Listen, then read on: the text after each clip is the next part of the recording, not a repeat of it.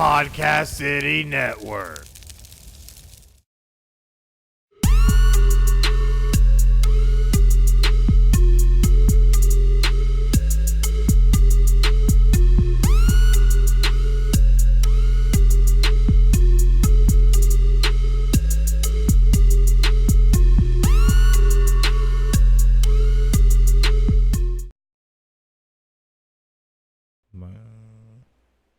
Hey guys, this is Chris here with Craig, and we are back for yet another live episode of Final Score, but this one's really special.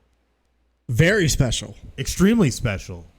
I tell you what, there's so much special on this, it's amazing. You know why? Because it's the start of the NFL season. Finally, we have waited so long, so many long months. Finally, NFL season's here. I know it kicked off on Thursday. It did, but you know, I mean, this is real. This is what all the teams play. Okay, yeah, this Not is what just everybody the two. plays. Not just the two. Not just that boring Thursday night game we had to try to sit through. Yeah, which we'll cover more on that later. Not that there's very much to it, but you know, whatever. You got to do that. But at the end of the day, though, it is the start of the NFL season. I even had to squeeze myself into this thing. It was a little tight. Yeah, you were saying you hadn't worn that in quite a while. You know, when the Eagles didn't make it to the Super Bowl, you know, had to do a little bit of sadness eating, and you know, I think this is why I'm here now. But right. I don't know. We'll see. Anyways, this season though, new season. Yeah. See, you're rocking the Detroit there, even though I don't know how your season's gonna go. I got my new threads in this week. That's nice. Yeah, you know, looks nice. Nice little custom jersey. But do they play nice? Do they play good? You know, maybe win some games. Absolutely. We're going to win today. What are you talking about? Well, we'll see when we go through some of our predictions later. But first things first, we have to get to the important, big, huge, hairy, stinky elephant in the room. Yeah, we got a tailgate. Yes, exactly. We're tailgating. We're Korea. Wait. There is a art to this. Oh, there's an art, sir? There is. So technically we're pre-gaming, so this is okay. Yes, absolutely. It's game day. But, all right. So we'll count back from 3. All right. And because we are drinking delicious Busch lattes. You gotta make the sound when you open it up. I make a lot of weird sounds as it is, so. Ready? You know what I'm talking about? No, I don't. I make a lot of weird sounds, sir. Well, I'll open it and you can hear it then. All right. Is that cool? Yeah, that's cool. All right. Let's do it. Ready? Yeah. Busch. You mean one that's as cool as the Rockies? Busch. That was pretty good. That's pretty good. Even though I got a little beer on my computer, but you know what? It's trying to get drunk. Happy NFL Day, sir. Happy NFL Day, there sir. There you go. Even Cheers to everybody. You know, it isn't this Jags thing, but it works. It was either that or the Apollos, and you chose the Jags over the Apollos. Well, I wanted to keep in the NFL spirit, you know, right. And even though the Jags are probably the closest thing to us, you know, it's whatever. Yeah, it's close enough. It's close enough. But either way, though, there's still a big, stinky, hairy elephant we got to talk about, and that is none other than Antonio Brown and the insane saga that has led from him being released by the Raiders and is now going to be playing for the Patriots? Is this legal? If you guys follow us on Instagram at PCN Final Score, I tried to keep up with this on Saturday while watching college football, and it was as soon as I got one thing out, something else came up. Like it was. That's what she said. Hey, hello. Hey. But don't mind me. This is a family show. Yeah, we're on a family show. But so all of this, we got to talk about. You just got to talk about. Let's see how we got here first. Right. So just to give you a quick little recap of Antonio Brown's run with the Oakland Raiders. March 13th, he gets his trade. Mm-hmm. Gets traded from Pittsburgh to Oakland. And then the 25th, he shows up for training camp. He's got the frostbite, the cryogenic mishap, wore improper cold feet. Yeah, he literally got cold feet to play with the Raiders. And then 5 days later, he leaves Napa to seek medical treatment, all while he's battling this helmet grievance. So he's got 2 different things going on here. Mid-August, fined $40,000 for unexcused absences. Can't have that. So he's late to meetings, late to practices. Oh, mind you, he was late to his introductory press conference. That should have been a red flag right there. Huge red flag. Early September, posts a photo on Instagram of the fine letter that he got from Mike Mayock, the GM, And it's basically saying to him, it's like if you get written up at your job. They're like, hey, you're getting written up because of this. And if you violate any rules further, it can result to XYZ reason. So he posts that on Instagram. Not a smart idea. So he posts that on Instagram, and then the very next day, he confronts Mayock in practice. Heated conversation, apparently, where apparently Mike Mayock was the one that was calm, cool, collected, civil, and Brown was blowing up. Mayock tried to walk away. Brown threw some racial slurs at him. Ooh. And then he grabbed a football, punted it, and said, "Find me for this." So guess what the Raiders did? They fined him. They fined him a cool $200,000 plus. God, I'm not even going to make that in my lifetime, probably. Right.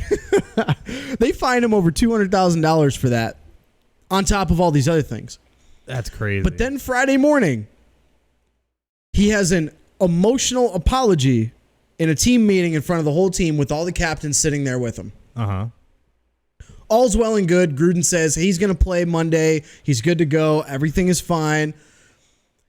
But Mayock hadn't said anything, and the team hadn't made an announcement. No, they still haven't, I believe, right? No, they're still silent. And I think by them releasing him, that's their statement. Yeah, that's the statement. He's gone. You're welcome. So that happens. Everybody thinks everything's well and good. Friday night, Antonio Brown posts a YouTube video of an alleged phone conversation between Antonio Brown and John Gruden. Mm-hmm. And you can hear all voices, all parties involved. His agent, Drew Rosenhaus, is on it. Antonio Brown and Gruden. So he posts that on YouTube, which, mind you, this brings now a whole nother problem to this, because in California, among other states, there's anti-tampering laws for wiretapping. Very true. You cannot post that kind of stuff or make it public without consent from both parties. Gruden hasn't come out and said anything that he agreed to it, but he hasn't denied it either. So we're not sure where that's going to sit, but that's illegal. That is very illegal. Saturday morning. This is now all within a week. Saturday morning, he decides that Antonio Brown wants to post on Instagram. He wants to be released. He hasn't even talked to the team, but he posted this I think it's supposed to be motivational, and just goes, "Hey, you know what? Release me. I'm done." The Raiders, quick. Do that. Within hours. Within hours, they oblige. Because usually when I initially saw this, I was thinking, it's going to take him at least maybe a day, trying to make sure that everything's in place. No, it literally was within 2 or 3 hours. He is gone. Wild. So then you're like, okay, well, where does Antonio Brown go from here? I mean, he's going to sit for a while. Like, they're going to let him cool off, and then someone after week 1 maybe will pick him up, and you're thinking maybe it's going to be somebody like San Francisco he was really high on earlier this year, or somebody that needs receiver help. Like Arizona maybe. Or Jacksonville. Or even Jacksonville, yeah. That'd be things like that. Good destination. Places that need help at wide receiver. No, within hours. He couldn't officially sign till 4 p.m. that day, yesterday. Right. Which also was the cutoff to be able to play week 1. Right. He couldn't sign till after 4 p.m., which also was the cutoff so he could play. So within an hour after that 4 p.m. deadline, he signs with none other than the New England Patriots. Which I thought was wild to begin with, because I never thought New England would want to try and take a chance with a player on this level. Usually they try to get guys on the rebound they're trying to help, not ones that are still currently, dwindling down the drain with, the personalities and egos. So, and we've seen it with multiple players. Randy Moss when he came over, right? All kinds of different players. Josh Gordon now. Josh Gordon being the most recent with his marijuana issues that he was having. However, it blows my mind that they were able not only to get this deal done, get an amazing wide receiver, but how quickly all this turned around. Because like we said earlier, it was only 2 or 3 hours, and Antonio Brown was released from the Raiders. And then it was maybe another 2 or 3 hours, maybe 4, Next thing you know, the Patriots sign him to a 1-year deal. And then let's not even talk about how crazy that wide receiver core looks like now. Yeah, you want to list that off real quick? We got we got Antonio Brown, Julian Edelman, Josh Gordon, and let's not forget Demaryius Thomas. Demaryius Thomas coming off a major injury. Yes, but he's coming in to basically replace N'Keal Harry, who was their draft pick, and he's out. He's out now with on injury. The shelf. But he's coming off a major injury, Demaryius Thomas. But he looked good in the preseason. Oh, he looked real strong, real strong. I think he could be that. He's going to be that red zone threat, especially with N'Keal Harry being on the shelf for at least half the season. They're expecting him to still play, but he's on the short-term IR. There's an official name for it. That's all basically it is. But the receiving room now, you've got on the outside Antonio Brown and Josh Gordon. Oh my God! Two of the top leading candidate in 2013. They were like 1 and 2 in receiving yards. Mm-hmm. But when you look at the wide receiver core, it's like 4 number ones you have at wide receiver. And not only that, Julian Edelman, I think, in 2013 also was up near the top of the league in receptions. You've got 3 guys from that time period who are now all on your team for like chump change if you're New England. Yeah, absolute chump change, because we went from having this mega contract that Antonio Brown had, and he ended up jumping over to New England and is only on a 1-year, $15 million total deal with only $10 million guaranteed, $9 million of it's a signing bonus, and there's $5 million in incentives. Right. So this just blows my mind. So the mind-blowing thing about this, I've been talking to people, they've been asking us questions about this deal, like why would they pay him $15 million? Let's line it up for you. Yeah. $5 million of that is incentives, which is probably like, hey, stay on the field, winning winning a championship, don't get in trouble. That's probably part of his incentives. Receptions, yards, touchdowns. $10 million's guaranteed, and you're like, oh man, $10 million against the cap. New England doesn't have that to cover it. Oh, but wait, $9 million of that, as you mentioned, is a signing bonus. Gets that right away. That doesn't hurt the cap. No. That leaves you with $1 million. Just one. You have to pay now. The New England Patriots now only have to pay Antonio Brown $1 million over the next 5 months. That's it. Are you kidding me? That's a steal. Highway robbery. And that's why everyone hates the New England Patriots. But you know what I find interesting too is that from Antonio Brown's side, you know, he knows that, or at least he tries to think he knows that he is one of the best receivers there is.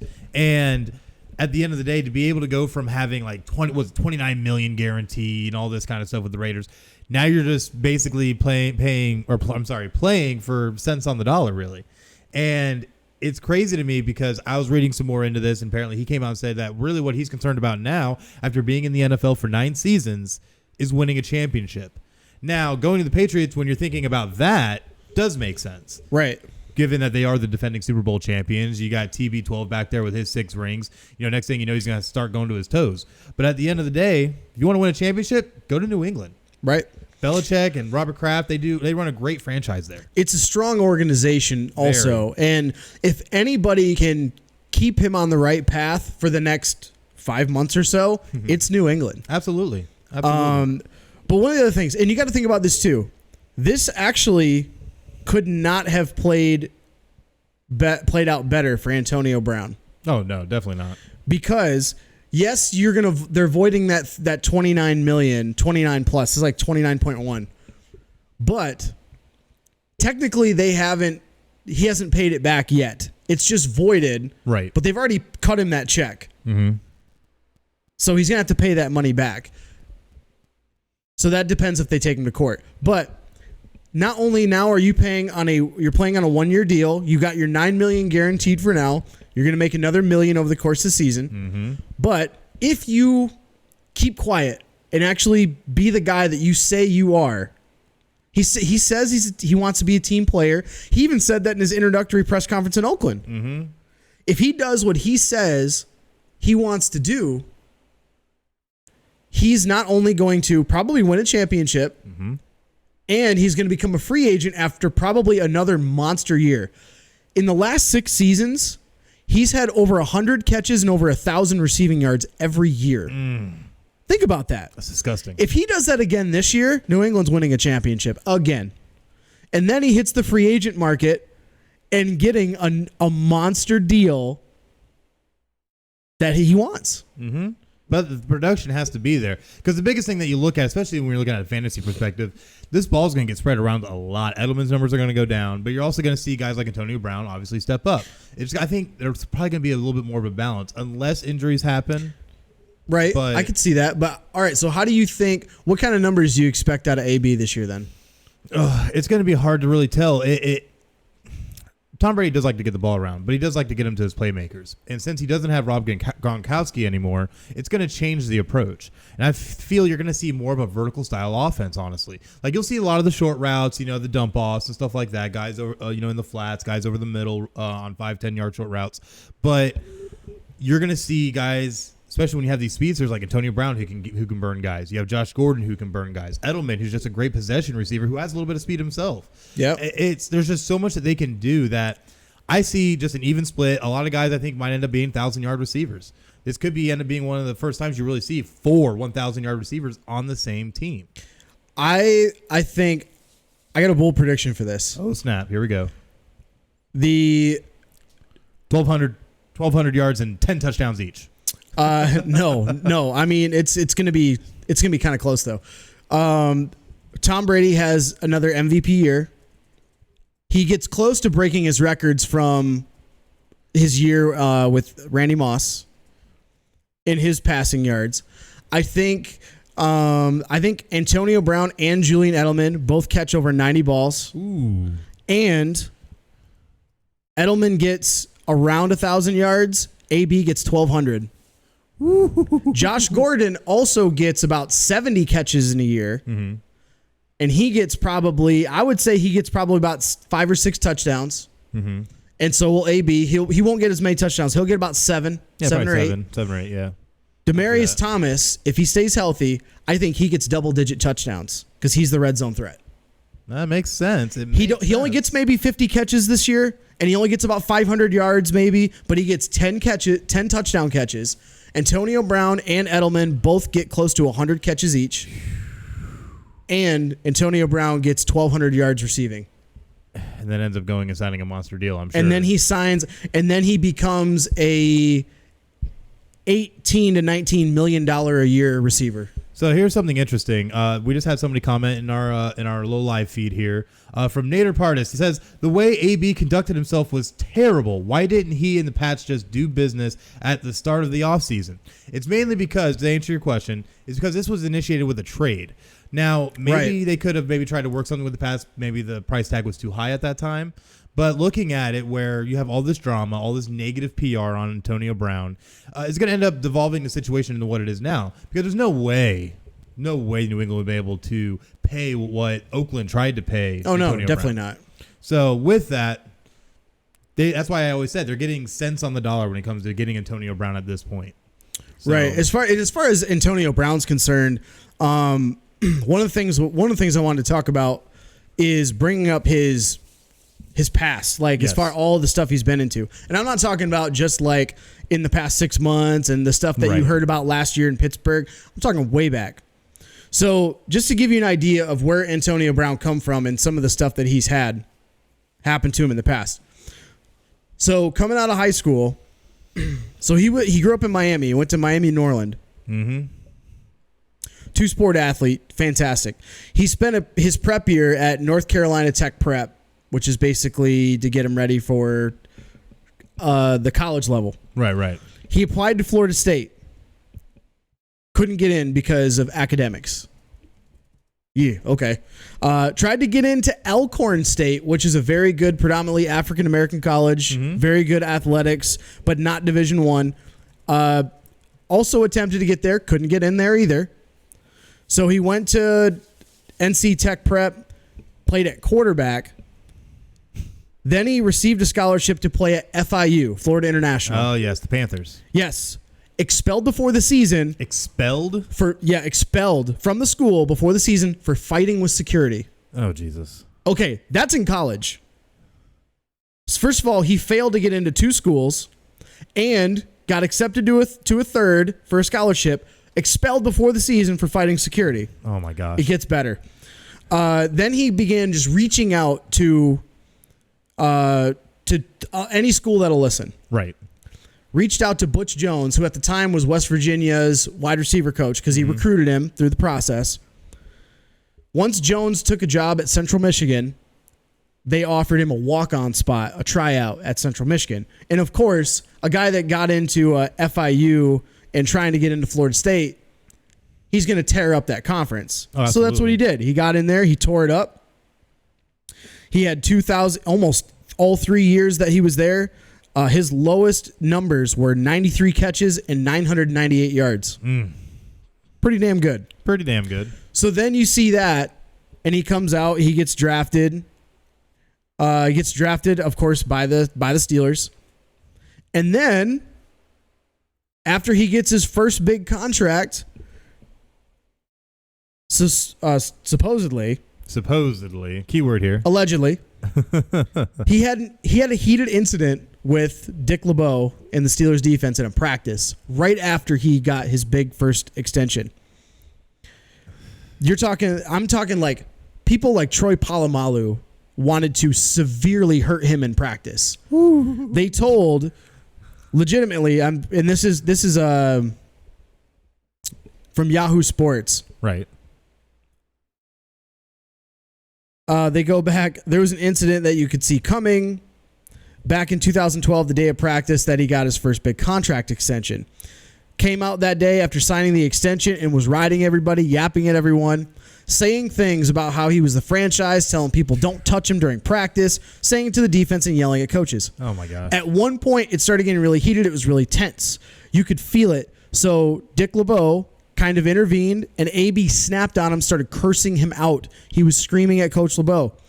Guys were looking at, this is still the full quote. Oh, my God. Guys were looking at each other like, is this dude serious? It almost started a fight. Ryan Clark and Ike Taylor and Troy Polamalu were hearing this, and so was the crowd at practice. It got extremely uncomfortable. Troy got seriously pissed off maybe twice, and this was one of those times. Troy was so mad. He says to wide receivers coach Scotty Montgomery, the receivers are live targets the rest of the period. We're going after this guy. End quote. You pissed Troy Polamalu off. That's not someone you want to piss off. I've seen that guy take dudes' heads off. Like, Troy Polamalu, whether he was at USC or playing for Pittsburgh, the dude was just always an animal. Great guy. Really nice guy, apparently. But when he's on the football field, it's a whole nother just long-haired, amazing animal. So is it possible right now to give a premature Coach of the Year to Mike Tomlin? Oh, my gosh. Just for dealing with, hey, you get Coach of the, let's go retroactively, just go back to every year you were with AB, give you Coach of the Year. He was also dealing with Le'Veon Bell. Oh, that's true, too. But Le'Veon Bell, I don't think was as bad as it. No. Antonio Brown, and most people agree with this, he is now by far, head and shoulders, the number one diva receiver we've ever seen in the NFL. Head and shoulders? Head and shoulders. You drop Troy Polamalu over here? A little Troy plug. Yeah. A little Troy plug. That's cool. But no, I have to absolutely agree. He has to be. Because even with the Le'Veon situation, I think Le'Veon just wanted to get what he felt he was worth. I don't think that he was trying to be detrimental to the team, and he wasn't getting it paid or getting what he wanted, so he retracted himself. He recused himself from the situation. I can get that. Antonio Brown, on the other hand, you were just being a prima donna left and right, just yammering away at the mouth on Instagram, on social media, just talking crap. It's not even anything half the time that is sensical. And I think that's what kills me with this. And that's why he's so hated. And all he's done is just smile and play around, act like, the world just is my oyster and I'm going to do what I want. It's not how it works. My favorite quote that I hear need some beer. This kind of stuff. Yeah, right? Take a drink, sir. You deserve it. My favorite thing that I hear when it comes to this kind of stuff is you talk about like money doesn't change people. It just amplifies who you are. Yes, I agree with that. Prime example of what Antonio Brown is, type of person he is. And here's the thing. I don't think it's, some people have said, it's from Vontaze Burfict's hit. It's CTE. No way. And that stuff doesn't just set in like that. It doesn't just set in. Like, this dude has been like this his whole career, his whole life. Mm-hmm. It's not just, here's the problem. He thinks in his mind it's okay. And that's what's horrible. I think that's why people are. I think that's why this has become the thing it is because he thinks in his mind he's okay.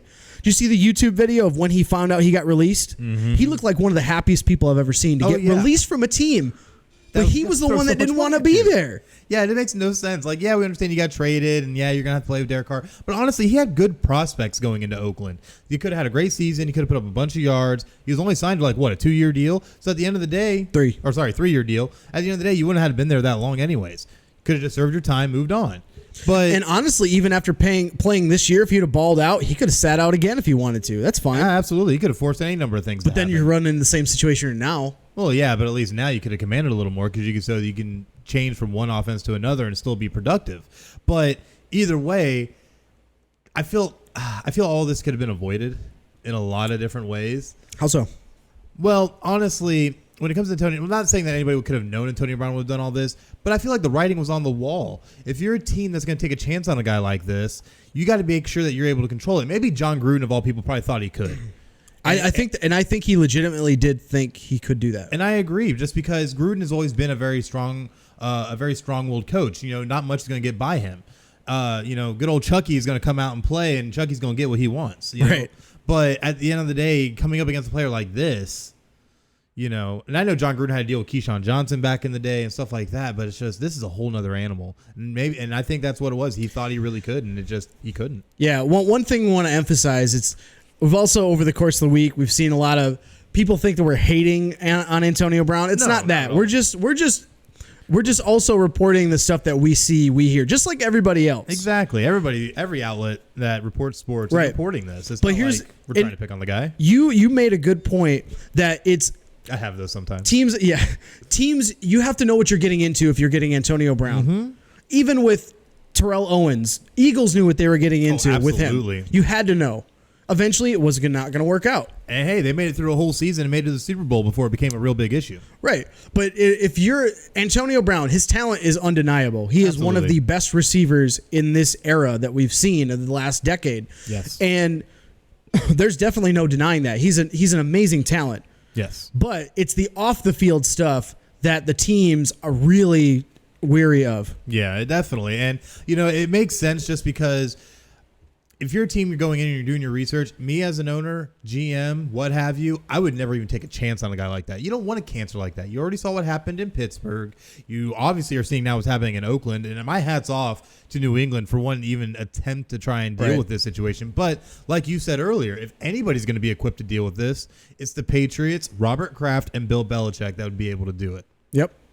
So, I don't know. It's crazy, though. But we'll definitely see how things shake out. I'm very interested to see how he meshes with the organization, especially Tom Brady, because that's going to be, if they can really come and mesh well together, somebody actually said it in the comments, that could end up being one of the best quarterback-wide receiver duos this season. It truly can. And that's why I think he's going to have such a big year. He could. But I think we know how prima donna stuff, though, can always distract from a team. I just wonder if it's going to show its head again. Or face, whatever.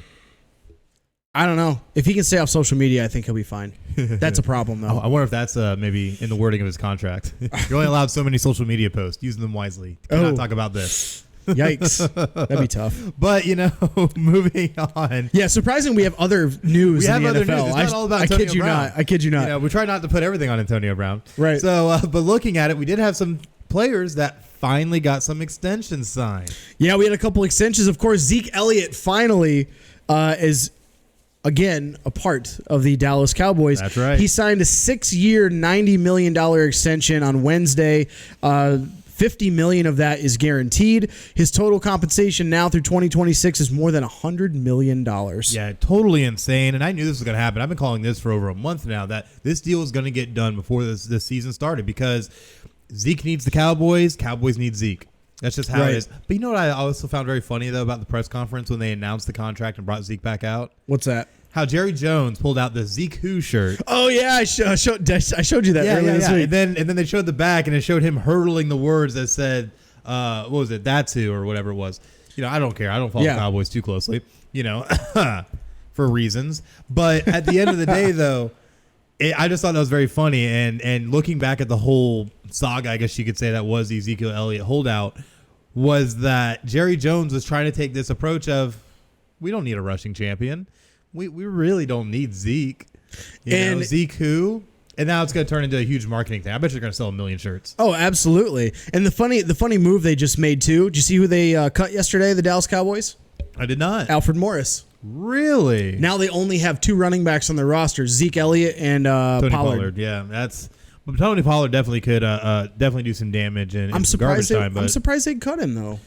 I'm surprised they're only going to roll with 2 running backs. Yeah, that's risky. Yeah, most teams roll with at least 3. So here's the one thing that, real quick before we get on to the next extension, is you look at, okay, yeah, he's the highest paid running back in the league, $90 million extension. He's the highest paid running back now. But it's over 6 years, and $50 million of that's guaranteed, which means there's only $40 million left. Only really roughly $40 million of that left to pay out throughout the years, right? Right. Divide that up by 6 years, he's really only getting paid $6.6 million a year. Not really. But that's the thing about the media. On the players, they only care about, I want to be the highest paid. So this is the genius of working these contracts. Mm-hmm. You want to be the highest paid at your position? Okay, we'll give you half of it guaranteed, and a majority of it is spread out now across 6 years. I'm surprised Zeke agreed to 6 years. Honestly, that's a lot. Most of them we only see is 3 or 4 now. Well, yeah, but a lot of teams want to try and lock guys up as much as they can if they feel they're going to be a transitional player. And that's the thing, is that Ezekiel Elliott is far better than any other running back right now, I feel like. But you're correct that Dallas wants to sign him up for that. Players don't want to be there for 6 years because you're losing out on money. Well, definitely. But the thing is, and I think this is why he agreed to it, is, maybe his annual income won't be as much as other players, but he did get that guaranteed money. And that's the thing, is that guaranteed that's the money big thing about players. Is what's driving things. If you can get your money guaranteed, why not? Right. So, I don't know. But Zeke Elliott's back. They're playing today against the Giants. And now with Zeke, they have a much better chance. Their odds for winning the division and winning the Super Bowl went way up. Well, if you think about it, too, you now have a dual running back tandem. So if you want to be able to keep Zeke on a run count, now you can, because you have a back behind him who can really pick up that rock and still make things happen. Yeah. Guess who's next? Oh, man. Your boy. I want to hear it. Your boy, Dak Prescott, is next. That'll be a unique situation to see how that comes out. Yeah, he only gets like $3 a game in my eyes, but that's just me, But quarterback that actually did get an extension, Jared Goff. Yes, Jared Goff. Yes, sir. What's the details? So 4 years, $134 million, but has an NFL record of $110 million guaranteed. That's huge. She's making it rain, man. And it's just crazy because, like I just said earlier, guaranteed money talks. Yep. And now this come on, $110 million guaranteed. Sign me up. Where's my contract?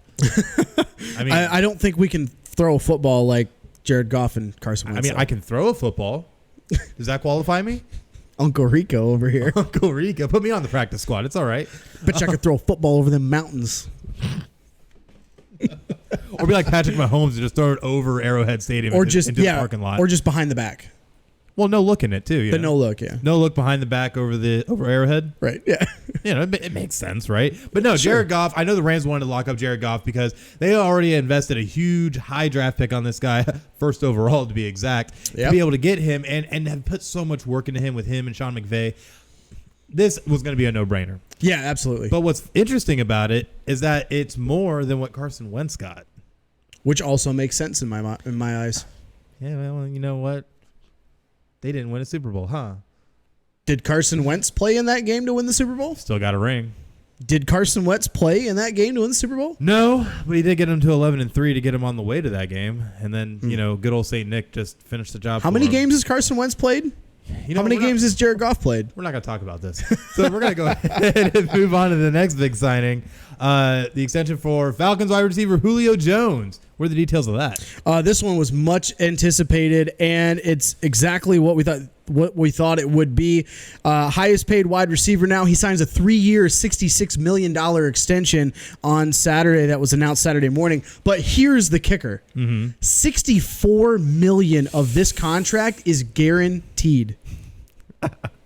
That's ridiculous. That's almost a fully guaranteed contract. One of the NFL reporters, I think it's through NFL.com, made this comment, or like a team executive or something. Right. I think it was through Garofolo's Twitter account or something. But they were saying that this contract right here is the turning point not other contracts. This contract right here for him is a turning point where I think we start seeing NFL players' contracts become more closely related to NBA contracts, where a lot of them are guaranteed. Mm-hmm. Especially for the top flight players, most of that money, and we've seen it a lot where Kirk Cousins, a fully guaranteed contract. Crazy. But I don't think he was worth it either. Most people don't. But here's going to be the thing now with Julio Jones becoming the highest paid wide receiver, $22 million per season, because all that's guaranteed. And here's another kicker: the top 2 paid receivers in the NFL are both in the NFC South. Isn't that funny? That's crazy. And if you're Atlanta, this is your bounce back year, and you're probably going to think that maybe New Orleans is down, lost a couple of pieces, you lose Ingram, and they're coming off of that hangover from the NFC Championship. This is your window. See, I don't even Buccaneers aren't going to be great. Carolina, you don't know what you're going to get. This is your window. Lock your guys up. Let's go. I mean, you know my feelings about Carolina and Tampa. I think they're both, at this point, pretty garbage. Cam Newton, I think, is a flop of a quarterback who's manageable at best. Jameis Winston, even bigger of a flop. This division really is just the Falcons and Saints right now. And I don't see the Saints having a hangover. I feel like with how the NFC Championship game played out, they have not just a chip. They have like a whole bag of chips just sitting on their shoulder, ready to exact revenge on the entire league. Because they have something to prove. They have something to play for. After you had the Minneapolis Miracle 2 seasons ago, then you have the blown pass interference call. Mm-hmm. This is going to be a big year for the Saints. People need to watch out. The Saints curse is real. Nah. It's real. Well, they won a Super Bowl already, so you already passed that. Yeah, but I mean, how many times does the Madden curse still come up, even though one player every so often actually does a good season? Well, we'll see how that affects Kansas City this year. But looking at some other things that happened, we're going to move on to some roster cut day moves that happened. A lot of big things happened around the league, including Houston Texans and the myriad of insanity. They made so many moves that day. And, of course, we reported last week that the breaking news of Jadeveon Clowney getting live traded on air. Yeah, live on air happened. Him getting traded to Seattle, third-round pick and 2 pass rushers, basically. Yeah, right. To get rid of Jadeveon Clowney. And, of course, not only they make that, they still made a trade with Miami to get left tackle Laramie Tunsil and wide receiver Kenny Stills. Other players they also traded for. They made a ton of moves. They also picked up Carlos Hyde from Kansas City. They traded for him. Got him in a trade just for a draft pick, I believe. Yeah, they've been making moves, wheeling and dealing, but what's interesting is they have no GM. Still, Bill O'Brien is... he came back as a special consultant. Right. Bill O'Brien's running that team. Absolutely. It's hilarious to me that not only are they allowing this to happen, but the fact that he is making some trades that are real head scratchers. Oh, yeah. Like, okay, Jadeveon Clowney to Seattle, that makes sense because it's one of his destinations. Yeah, but here's the thing. You could have gotten more than a third-round pick and a burnout in Barkevious Mingo. Yeah, and you got Jacob Martin at linebacker, who's Jacob Martin? He's a young linebacker, if I'm not mistaken, but exactly. But it's a guy that hasn't really busted out in terms of production just yet. That's what I'm saying is that you're giving, like you said, kind of a busted down pass rusher, and you're getting a linebacker and a third-round pick for Jadeveon Clowney, who was the number 1 pick in the draft when he got drafted. Yeah, did you see that? Did I show you that screenshot someone made? They tried to do that trade in Madden. Oh yeah, and it was completely denied. I think it had like that much interest on the bar. like a 10% interest level. Yeah, like it was the same thing like when Antonio Brown got traded to Oakland. Like it was the same thing. I actually saw that clip when they did that on Madden. Yeah, it's just how that was really funny though because Oakland gave up a 3rd and a 5th for essentially nothing. They just gave it to Pittsburgh. Yeah, there you go, Pitt. God, ridiculous. Absolutely. It's like ridiculous. getting traded for a washing machine. We aren't the Flint Tropics, okay? Hey, let's get tropical. Like with LaShawn McCoy, who got cut by the Buffalo Bills, and less than 24 hours later signed a 1-year, $4 million deal with $3 million guaranteed to play with the Kansas City Chiefs. That's a big move. That's a pretty big move. But here's the one thing I don't understand about it is if you're in that room in Buffalo and you're LaShawn McCoy and they cut you, if you're Buffalo Bills, Who else you got? Well, I mean, I know they're putting a lot of stock into Devin Singletary, their drafted running back that they got this past draft. He is going to be really good, but he's going to need time. Like he wasn't a first or second round pick. He was like a third, fourth round pick, and then you got Frank Gore behind him. Who's I love Frank Gore. Don't get me wrong. I feel he's done great things with every team he's been with, but he's old at this point. He will run you over with his walker. With all the tennis balls attached to the legs. He will run you over with. He doesn't even have tennis balls. That's how much of a baller he is. I'm gonna scrape your floor with my walker. Eat that. Anyways, I just feel that Buffalo has left themselves in a very bad situation unless there's something we don't see in Devin Singletary that maybe he'll actually start in real game scenarios where he really is able to make things happen. But I just don't see it right now. I did pick him up in fantasy anyways, though, just to see what happens. But at the end of the day. Yeah, I mean, they've got I'm trying to see who they play. Oh, they play the Jets today.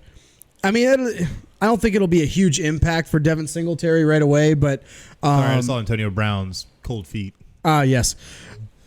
I don't think it'll be a huge impact for Devin Singletary right away, but I think they think he's a running back of the future, which is fine. And you can cut a guy, but I don't know, like, McCoy's still talented. I mean, he's still a very talented running back. I feel if you have him in a good situation, he can make all kinds of things happen. Because look at Buffalo. They've had a weak O-line. They've had a literally revolving door of quarterbacks. You can't keep a wide receiver in the building. So they've solidified two of those positions, just not receivers. Well, actually, they kind of solidified that too because they got they brought in offensive linemen in free agency. Mm-hmm. They've got Josh Allen, who's their star of the future. But how many? They brought in Cole Beasley, and they've got. But how many times have we seen Buffalo go and trying to make these kinds of moves? Because I'll give it to Buffalo. At least they try, unlike other teams. Yeah, Dolphins that try and actually better themselves in this division, but it just always ends up falling short for some reason. And I feel bad for Buffalo. You guys had to go through 4 Super Bowl losses in a row and, ended up wasting Jim Kelly after that just because at that point he was pretty beat down. He couldn't keep going. Yeah. So it's just always been the story of sadness for Buffalo, it feels like. And they're in an older stadium. They're one of the older franchises. We don't know what's really going to happen. It's not really a free agent destination. It's really not. It's cold. No one really wants to go to Buffalo. So it's already hard enough on them. But it's just they always, because of that also, they always fall short of where they're trying to get to. So I don't know. We'll see what happens. But either way, LaShawn McCoy now gets to reunite with his former head coach and Andy Reid when they were both with the Eagles. So I think this could actually work out really well, especially for the type of offense that Kansas City runs at this point. Yeah.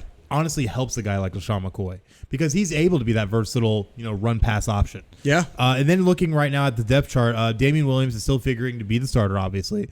Somehow. But we'll see how long that lasts because LaShawn McCoy is slotted as the number 2 with Darwin Thompson and Darrell Williams sitting as the 3 and 4. So I think, honestly, it's only going to be a matter of time before LaShawn McCoy takes over as a starter because Damian Williams isn't bad, but he's not great. Right. LaShawn McCoy, you get him in the right system, he can be great. Yeah, he looks like, and this morning they were reporting that he's going to play about 15 to 20 snaps against Jacksonville today. Mm-hmm. Just kind of get him in there and get him some reps. But I agree. I think LaShawn McCoy will end up taking over the starting role probably as early as week 2. I can see that. But over the course of the season, I wouldn't be surprised if Damian Williams falls all the way down the depth chart underneath Darwin Thompson, 3 or 4. Because Darwin Thompson's a really good. He's a big sleeper in a lot of fantasy circles. Yes, and he fits the mold of what Kansas City wants to do on offense. Mm-hmm. I have him on my fantasy team, so I hope he does blow up. I actually do have LaShawn McCoy also. So look at you. Yeah, all prepared. I picked him up as soon as he signed with Kansas City. What's funny is I had an opportunity to get him and I didn't. I know. Bad on me. But so here's the thing: it's a 1-year, $4 million deal, $3 million of that guaranteed. There was potential he might go to Philadelphia as well, maybe, not sure. But I think this is a perfect fit with him going back to Andy Reid. And like you said, in that offense, this could be very special if you were already on a loaded offense. Especially when you look at some of his stats that he's had. When he was with the Eagles with Andy Reid, he was there only 6 years. But 1,400 rushes, 6,700 yards, 44 touchdowns. You can't scoff at that. Yeah, and look at what he did out of the backfield, catching the ball. 300 receptions, 2,200 yards, and 10 touchdowns. That's some pretty good production from a receiving running back. Definitely. But then when you kind of look at his time in Buffalo, and I think this is where you kind of see where Buffalo had their issues along the line, and defenses started stacking the box because quarterback play was just kind of ridiculous at that point. There really wasn't any. But when he's with Buffalo, 885 rushes, a little over 3,800 yards, 25 touchdowns in 4 seasons. I don't know. But he did okay. I mean, for what you have, he did okay. 1,300 receiving yards and 5 touchdowns as well. So, I mean, you got to do what you can do. But going into Kansas City, you have a very entrenched and good offensive line. You have weapons all over the field with Tyreek Hill. Of course, we can't forget Travis Kelce, that dude. And, of course, Patrick Mahomes, the reigning NFL MVP. Right. So, I feel he's going to walk into a great situation, and he's going to make some noise here in Kansas City. I think he can statistically make some noise. As far as does this really put the Chiefs over the top? I don't think this is too much different from when they had I forget the guy's name now. He's in Cleveland. Oh, you're talking about the one and only Kareem Hunt? Kareem Hunt, that's who it is. How do you forget that? I have no idea. It's that Detroit jersey, I'm telling you. It's the pre-gaming. Just kidding. Oh, yeah, it's pre-gaming, yeah. No, but as far as expectations for how they're going to do this year, I don't think their expectations can really get any higher. No, they really can't. I don't feel like. I think their Super Bowl or bust at this point. I think their potential is as high as it already is. It's not getting any higher, but their floor, I think, got a little bit higher. I agree with that. So, I think in our predictions, we had them going like 10, anywhere from 11 to 13 wins. I don't have them in front of us, but I think they're still in that range. I think they have still a couple of tough games on the schedule. Oh, definitely. But this move is not necessarily just for the regular season. This is for the playoffs. Absolutely. Because when you get in the playoffs, a guy like LaShawn McCoy could really make an impact, especially when you're in pivotal games. And that's something that Kansas City and why they didn't make the Super Bowl is that in certain key situations, they fell flat. And I am a little concerned, though, about LaShawn McCoy running between the tackles in a playoff game. He doesn't like running between the tackles. He likes open space. If they can He's an outside runner. Yeah, if they can move him around and get him the ball in open space, maybe put him as like a 4th or 5th slot receiver. Ooh. Do something like that. Move him around. I mean, they did that in Philly here and there and actually put him out in the slot. That could be dangerous. Could be very dangerous. Oh my goodness. God, the prospects just get crazy and crazier. That's it. Kansas City Chiefs, 15-1, calling it out. Oh, Jesus. Get out of here. But other dangerous situations, but on the other side, not good situations. Mm-hmm. What's going on with Miami, man? You mean the Miami Tankers? Yeah. Yes. Because honestly, at this point, that's all they got left is to sell the logo. Because the Miami Dolphins, I feel like now are truly tanking in 2019 because they have traded everything away. Are they hashtag tanking for Tua? I don't know. We got to throw actually. I think maybe hashtag tanking for Hurts. We'll talk about that more later. That's a good one. Ooh, yeah. I intrigued you there. I could say tanking for Trevor, but Lawrence can't come out yet. Not yet. Not till next After year. next year. That's so dumb. Yeah, he's a sophomore right now. Gosh. Why can't I just go out and be 18 and play in the NFL? I don't know. Anyways. Because you're not 6'3" with a cannon of an arm. No, I'm 5'10" and 280, but I can down a pizza quicker than anybody in the NFL, I bet. I think Dave Bakhtiari could. I was just about to say, maybe Quentin Williams or something. I don't know. Those boys can eat. I don't know. You might be able to out-eat a kicker, and that's about it. Well, I can't get a quarterback at least, No. I don't know. They're like 6'4", 6'5", too. Yeah, so, I mean, come on, why do they got to have all that space? My little 5'10" I mean, to be fair, though, I don't even think you could take down Pat McAfee. And that's where I walk away from the show. No, I'm just kidding. No, Pat McAfee can put anything down. Pat McAfee's a friggin' beast. That's right. But looking at the Dolphins in their crazy fire sale, it feels like, they get rid of Jeremy Tunsil. They get rid of Kenny Stills. Among others. Among many others. Now, they've acquired so many draft picks. But funny little tidbit here, the Miami Dolphins did come up with a team calendar for this season. Oh, yeah. What happened with that calendar? Oh, 8 of the 12 players are now gone. So 8 of the 12 players that were represented in this calendar are completely gone.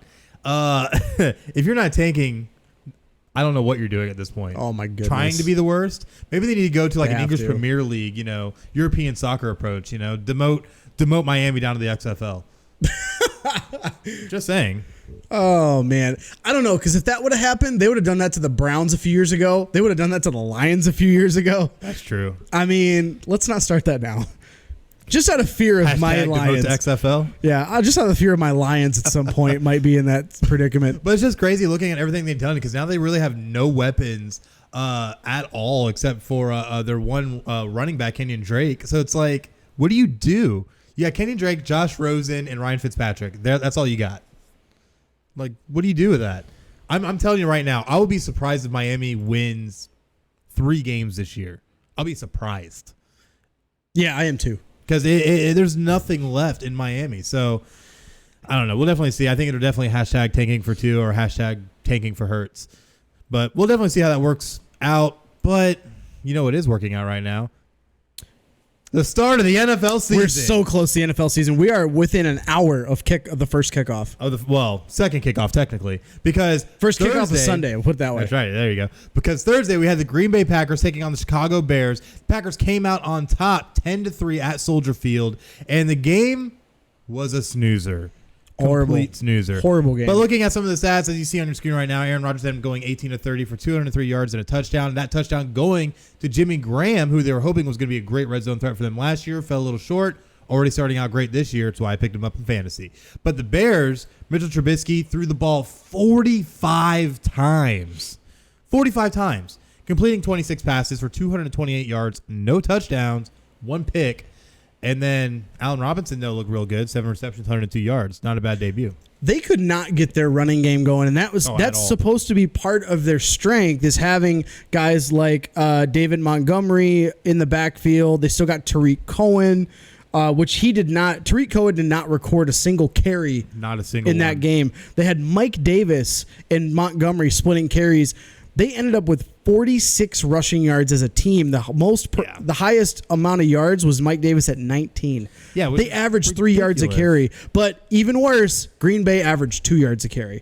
Like, are you kidding me? Come on, man. You got to be able to run the football. Yeah, Green Bay only had 47 total yards, led by Aaron Jones, 13 carries of 39 yards. So not saying a whole lot.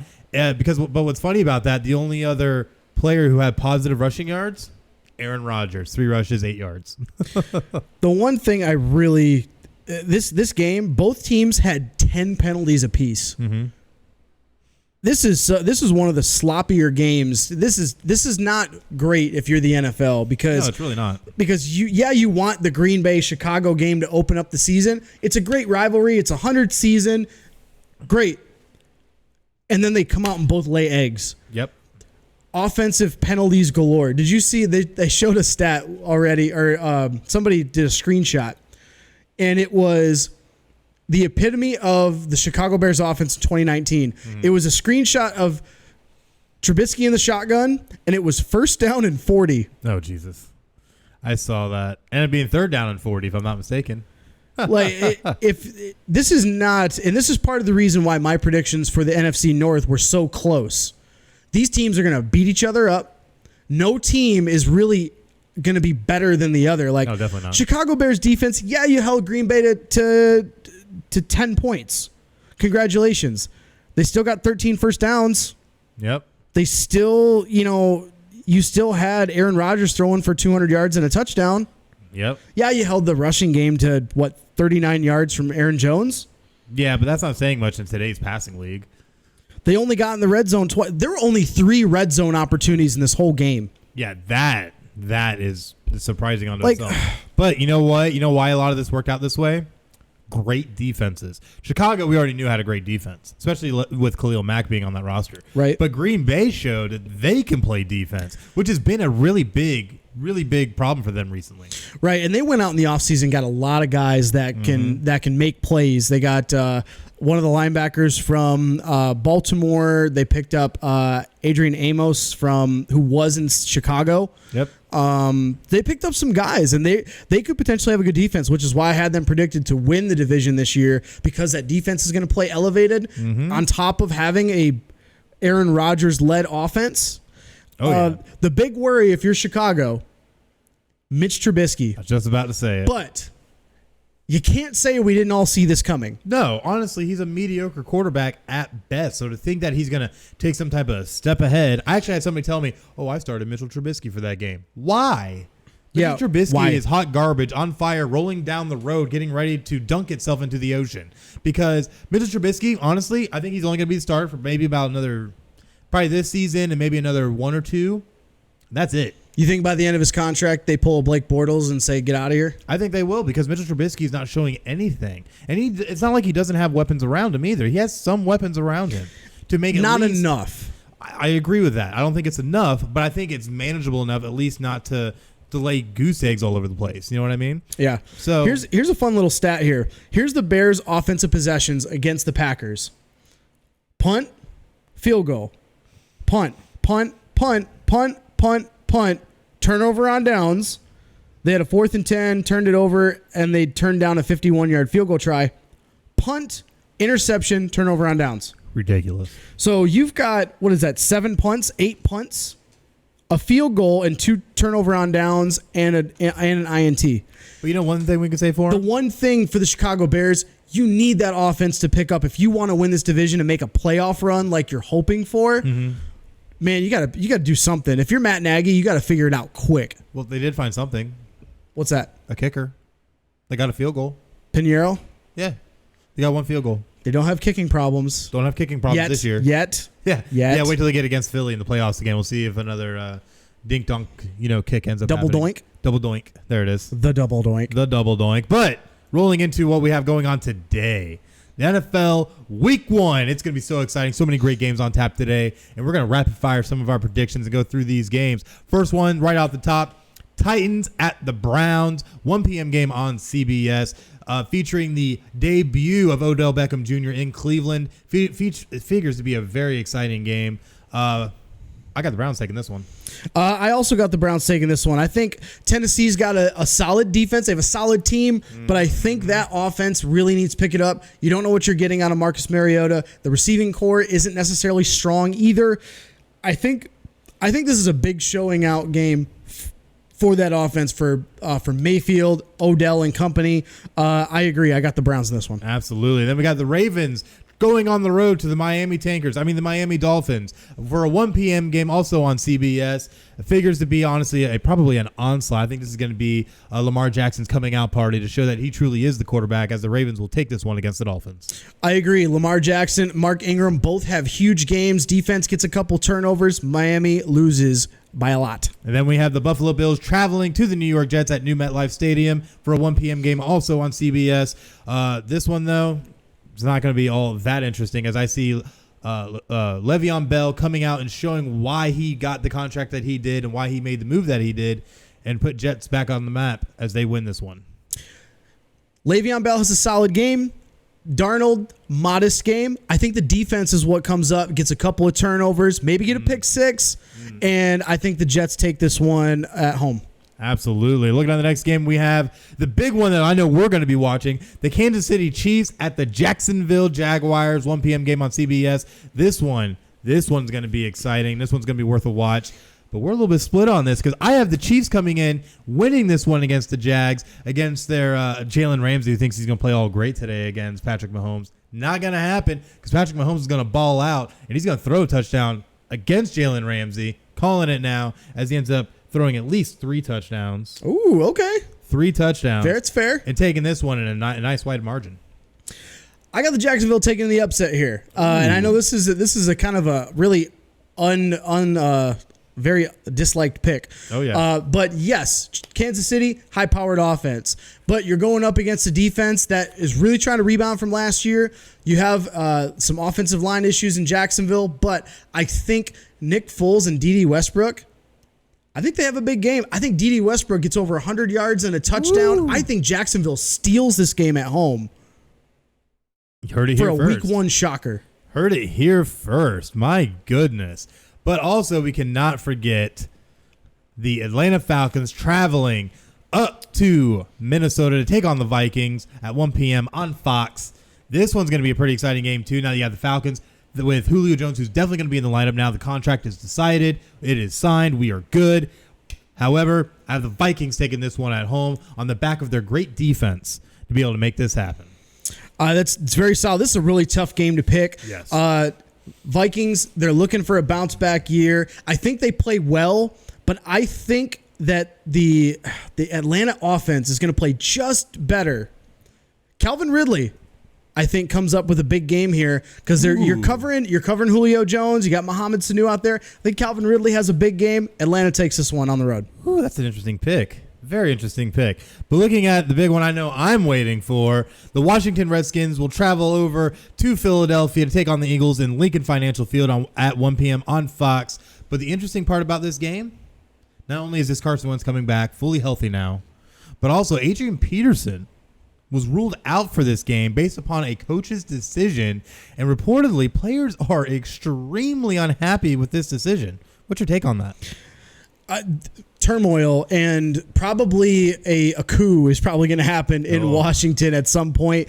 We have no idea. We heard about this morning. Adrian Peterson is going to be ruled out for a coach's decision. No idea why. Yeah. No news on that just yet. But I don't think it's going to matter. I think the Eagles now take this a little bit easier. I think I got the Eagles in this game. Yeah, I definitely have the Eagles in this one because the Eagles are going to fly like they always do and take their 5th straight game against the Washington Redskins. But looking at what we have next, we have the LA Rams traveling all the way to Charlotte, North Carolina to take on the Carolina Panthers, 1 p.m. on Fox. We're actually watching Cam Newton warming up right now. Just not forget that he did have that midfoot sprain versus the Patriots in the preseason. Mm-hmm. So definitely something to keep in mind. I think he's a little banged up, and I know he's already been having issues with his throwing shoulder still after having the surgery in the offseason. So I feel that the LA Rams defense is still going to come on strong. Going to be too much for Cam Newton to handle, and the Rams are going to take this one. I'm with you. I think the Rams win this somewhat easily just because they're going to bottle up Christian McCaffrey. Mm-hmm. They're going to force Cam Newton to throw the ball, and you don't know what you're going to get out of him from week to week. He may step up and play very well because he's a big-time gamer. Mm-hmm. He likes those big-time matchups, and traveling from West Coast to East Coast rarely works well for those West Coast teams. It's going to be a close game, but I think the Rams will win this one. Definitely. Now, looking at some of our late afternoon games, we do have San Diego. The LA Chargers going. They should be in San Diego. Should be in San Diego, but that's neither here nor there. Anyway, LA Chargers will be at home with the visiting Indianapolis Colts. This game was figuring to be something a little bit more entertaining than what it's actually going to be. Now that we've had Andrew Luck actually retire, and it's going to be left up to Jacoby Brissett at this point. But I have the Chargers taking this one by a wide margin, even without Melvin Gordon, to be able to take this one against the Colts. Yeah, I look for that offense to perform well enough. I think they're going to struggle a little bit without Melvin Gordon. I think this game's a little bit closer than you think it will be. But I think the turnovers forced by the Chargers defense is going to be the key here. Mm-hmm. I don't really trust the Colts offense without Andrew Luck. I take the Chargers this one also. Definitely. Now, looking at our next game here, we do have the Cincinnati Bengals traveling out west to go see the 12th man in the Seattle Seahawks for a 4:05 game on CBS. This one, though, I don't expect a lot from. Bengals have honestly been a hot mess for quite some time now, so I really don't see them being able to do too much in this game, especially with A.J. Green out injured. I think the Seahawks are going to take this one convincingly. I agree. I think they rack up a bunch of rushing yards. Yes. So if you're a fantasy owner of one of the running backs, Chris Carson, Penny, anything, I think I would probably take that bet there. Oh, yeah, I agree. I think Seahawks take this one pretty easily. Yep. And then on the next game at 4:25 on Fox, we have the New York Giants traveling down to Jerry World to take on the Dallas Cowboys in that big old shiny stadium of theirs.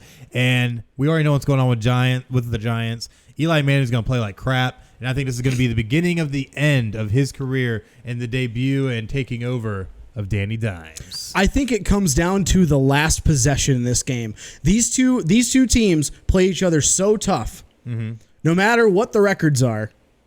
I think this game comes down to the last drive. I do think Dallas ends up taking it, but I think they win on like a game-winning field goal kind of thing. I see it being a little bit different, especially with Ezekiel Elliott back in the fold. I think the Cowboys are going to run all over this defense. Ezekiel Elliott, honestly, over 150 yards rushing, minimum. Okay. And at least 2 touchdowns. And Dak Prescott will play manageable, but he's going to get that ball to Amari Cooper. Amari Cooper's going to make things happen. I think he's going to have over 100 receiving yards. And I think the Dallas offense is really going to put on a show, and they're going to win this one by at least 2, maybe even 3 scores. Oh, man. Oh, yeah, calling it now. But looking at our next game, Yeah. I'll let you introduce this one. Oh, my Detroit Lions are traveling out to the Arizona Cardinals. That's at 4:25 on Fox. This game here, this is actually going to be a pretty tight game because it's the debut of the air raid offense in the NFL under Cliff Kingsbury and with Kyler Murray. I think this offense puts up some points, but defense is much improved in Detroit. I think they take this by a couple of scores. It'll probably be like a 10-point game maybe. It's not going to be super blowout, but I'm looking to see this offense in year 2 for Matt Stafford, Kerryon Johnson, and company. I think Kenny Golladay has a big game against that defense. No Patrick Peterson, barely a pass rush. I think the Lions offense puts up some points. They win by 10, but I think they score in like the 20s and 30s. Interesting prognostication. I know originally when we put out our 1.0 predictions, I had the Lions losing this game. But after reevaluating... But you got wise. Wise. I did my research after watching some preseason games. I think that this game will turn into a slugfest. I think the air raid offense, while being a new offense that could have some success in the NFL... It'll sputter.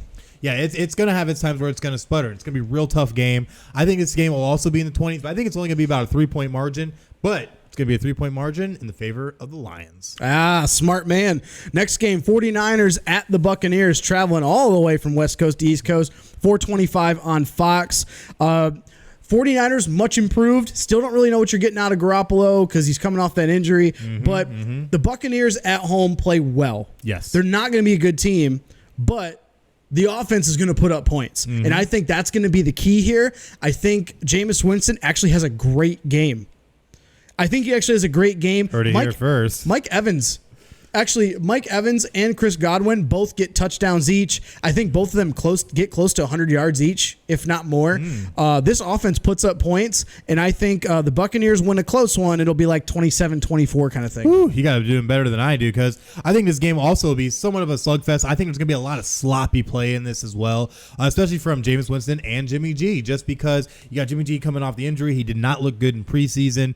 He's still trying to find his way, but now that we're in meaningful action. And they did lose Jerick McKinnon, too. Yes, and they lost McKinnon for the year. But you do have Tevin Coleman, who's going to be running in the backfield. That will help them. Matt Breida. Yeah, and Matt Breida. But I think the Bucs will still take this one because, like you said, they do play great at home. I think they take this one in a very sloppy but very close, like 17-13 game. Ooh, okay.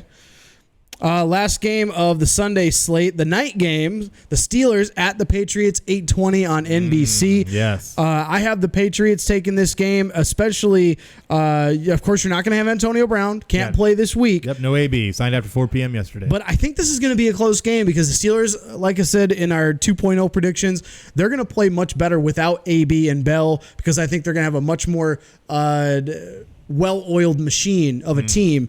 But the Patriots, I think, are going to be just a little bit too much for them to handle. They have a lot of returning starters. They still have Tom Brady running the show. I got the Patriots. See, you think it's going to be close. Think Steelers are going to be improved. I do not. I think the Patriots are going to come out and smack Pittsburgh right in the mouth right after they go and hang that Super Bowl banner up in the side of the stadium. And then they're going to go out and they're going to win. Wait for this. By 24. Ooh. They're going to win big. Because Pittsburgh might play a little better, but they ain't no match for the defending Super Bowl champions. Yikes. All right, we got 2 Monday night games on the slate. The first one is Houston at New Orleans, 7:10 on ESPN. I got the Saints in this one. I think this is also going to be a close game because the Houston, they do have a decent defense, but they have improved some pieces on that offense. I think it'll be close just because Houston's going to be a kind of a, what's the term you use? Slugfest kind of team. They're a slugfest kind of team. And I think this will be somewhat close. New Orleans. My apologies. New Orleans. Yeah, you're about to get shanked by fans. I know. New Orleans win this. They pull away a little bit late, but I think this is a pretty nice win for New Orleans at home. For me, New Orleans is going to come out. Texans definitely are improved, and they definitely made some great moves, especially swindling Miami and getting Tunsil and Stills. So they're definitely going to have a nice complement to their offense. The defense is also still very, very good, even with Jadeveon Clowney being traded away to the Seahawks. I think this game, is going to start out with the Saints really putting it on the Texans, but I think the Texans will hang in this game, and I think they will hang all the way through. And I have the Saints only taking this probably by about a touchdown, if not even a field goal. But this will be the Saints game, and they will take this one and move on to 1-0. Last game of the night, we've got the Denver Broncos traveling to Oakland to play the Raiders. It's at 10:20, also on ESPN. This could have been a really awesome matchup if Antonio Brown was, Shoulda, playing woulda, coulda. for Oakland. But I think because of the absence of Antonio Brown, there's not much on this offense. There's no run game. There's no other receivers. You got Tyrell Williams, but he wasn't even a number one receiver in Los Angeles with the Chargers. Right. The defense of the Raiders, you don't know what you're getting out of them.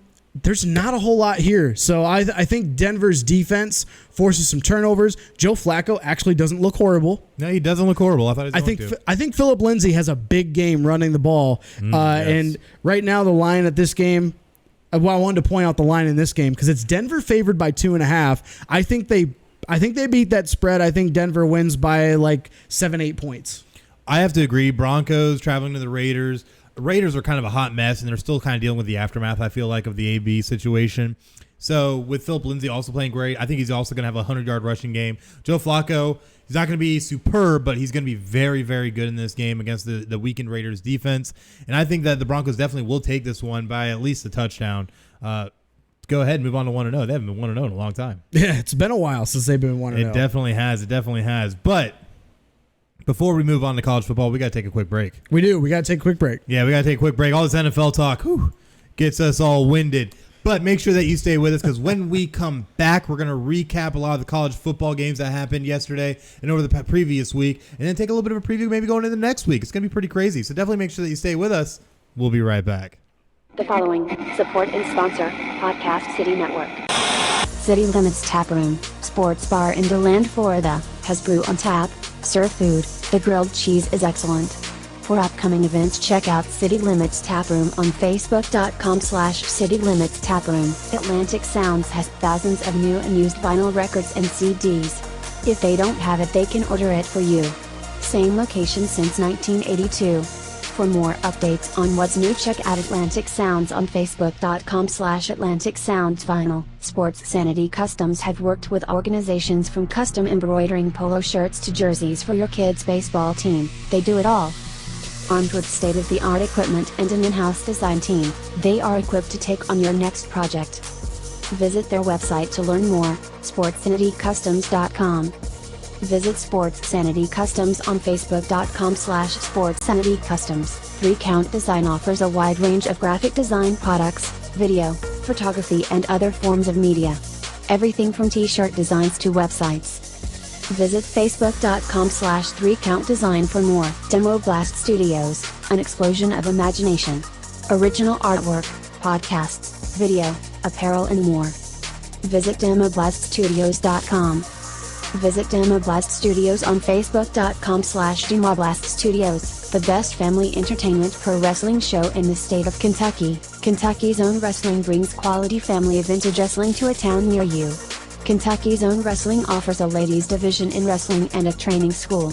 Kentucky's Own Wrestling is the current longest running Southern promotion. Visit Facebook.com/Somerset Kentucky's Own Wrestling. All supporters and sponsors are brought to you by Podcast City Network.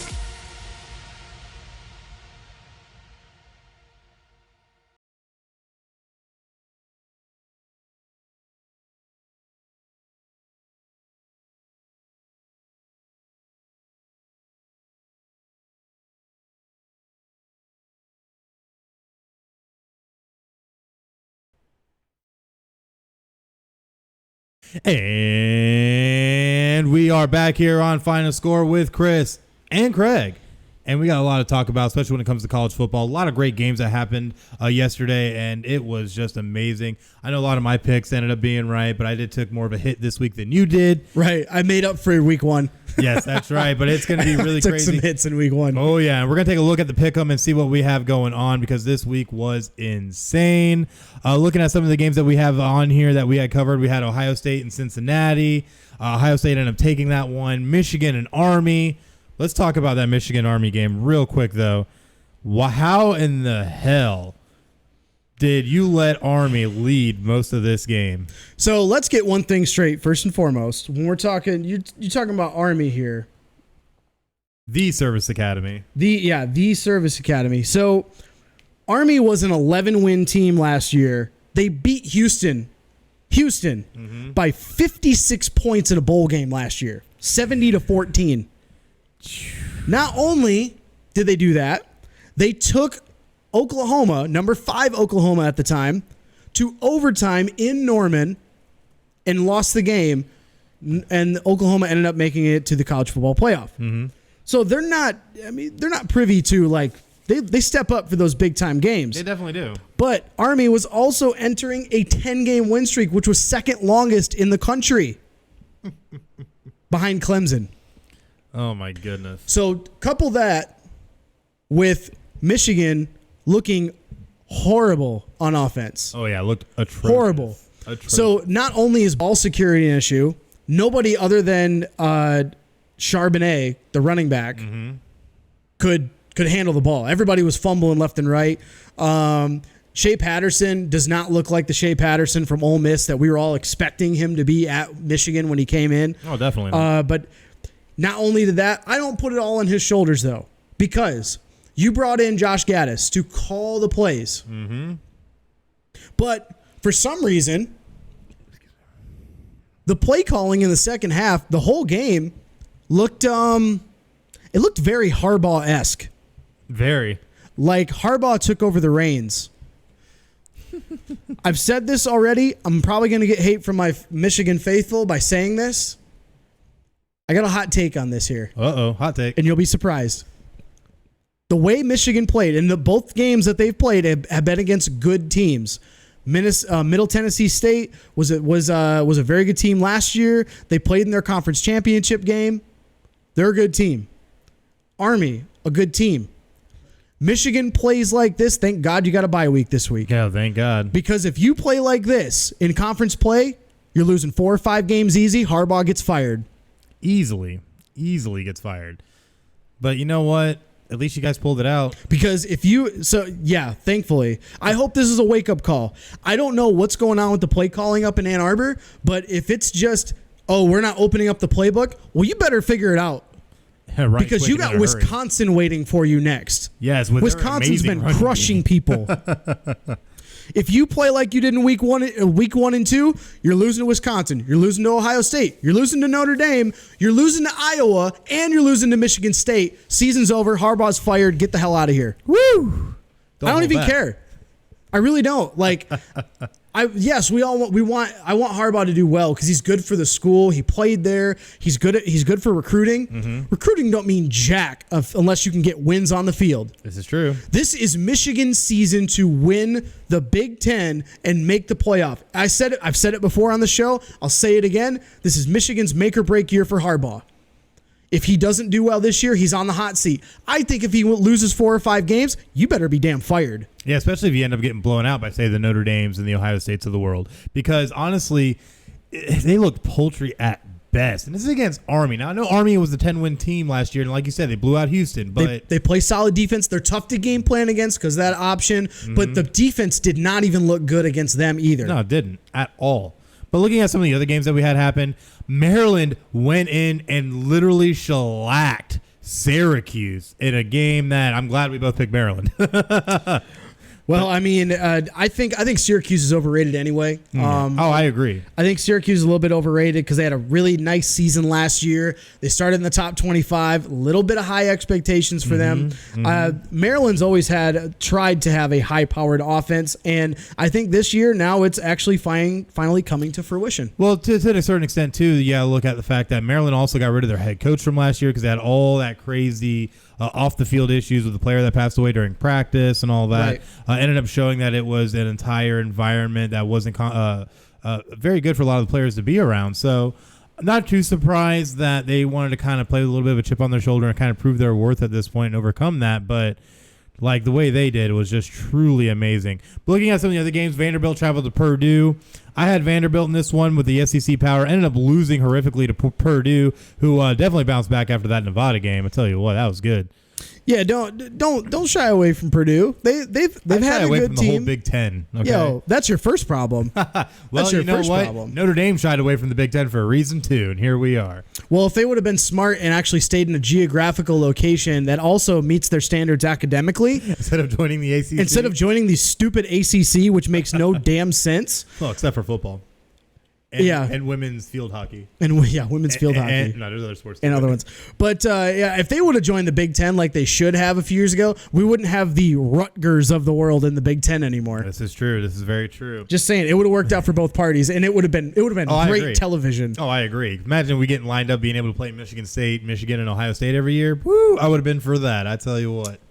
It would have been a lot of fun, man. Just saying. Looking at some of these other games, West Virginia went and traveled to Missouri, where Missouri also completely shellacked West Virginia on the back of their quarterback play.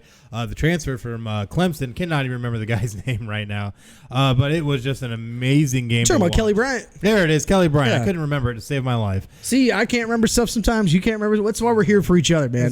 Yes, exactly. Looking out for you. We prop each other up. We make it happen. We make it happen.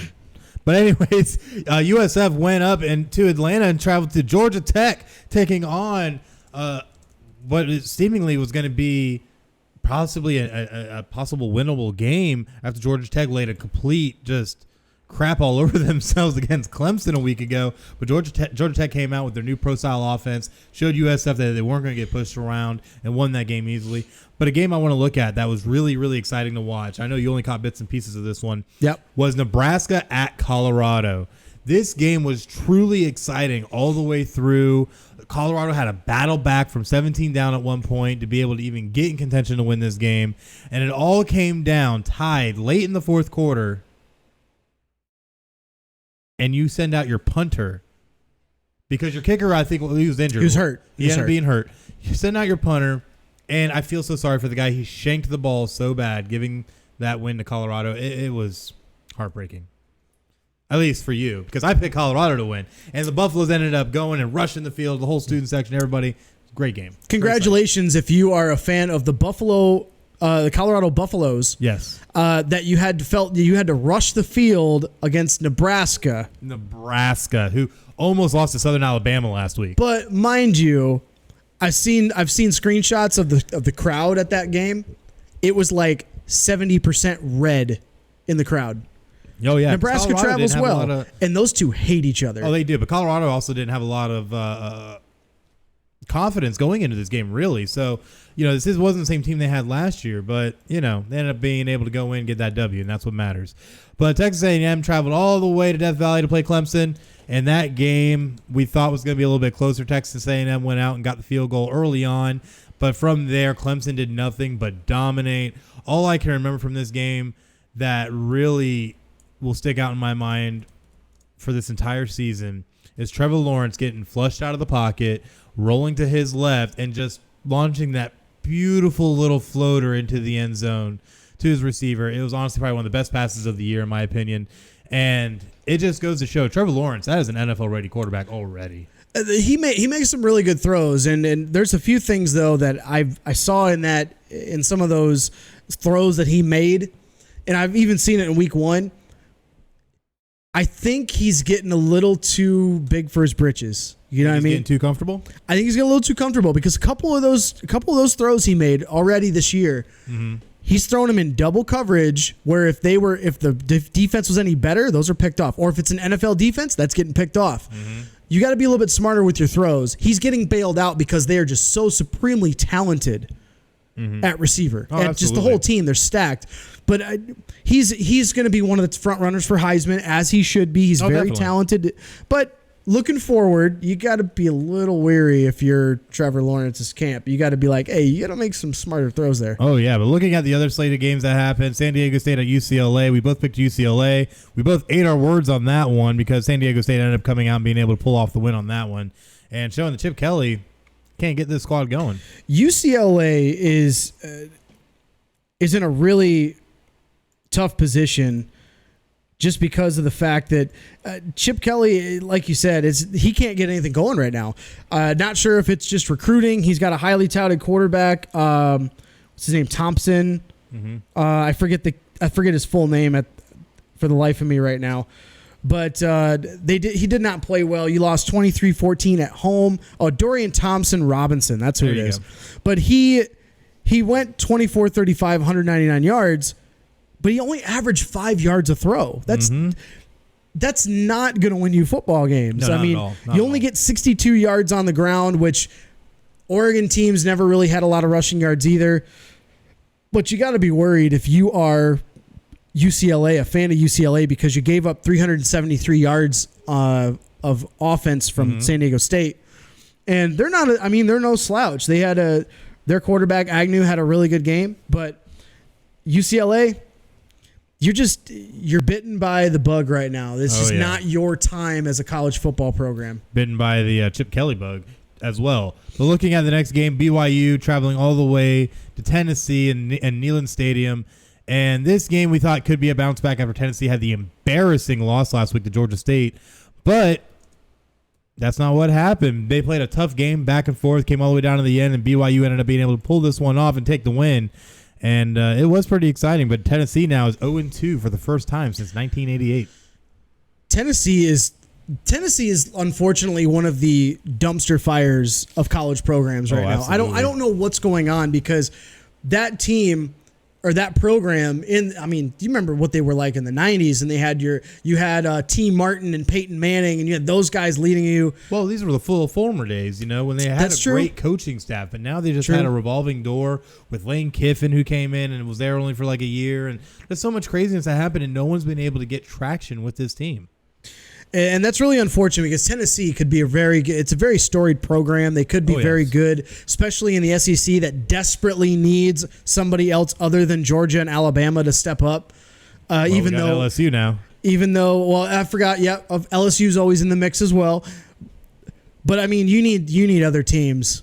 You really absolutely do. Top three. Don't tell ESPN that, because they always say that SEC is the best conference in the world. Apparently they haven't looked at the Big Ten lately, but anyway, there's other programs other than the SEC, ESPN. I'm sorry. This is true. But looking at some of these other slated games, UCF went and traveled down to play the Florida Atlantic Owls. UCF ended up taking this one pretty handedly, to no one's surprise.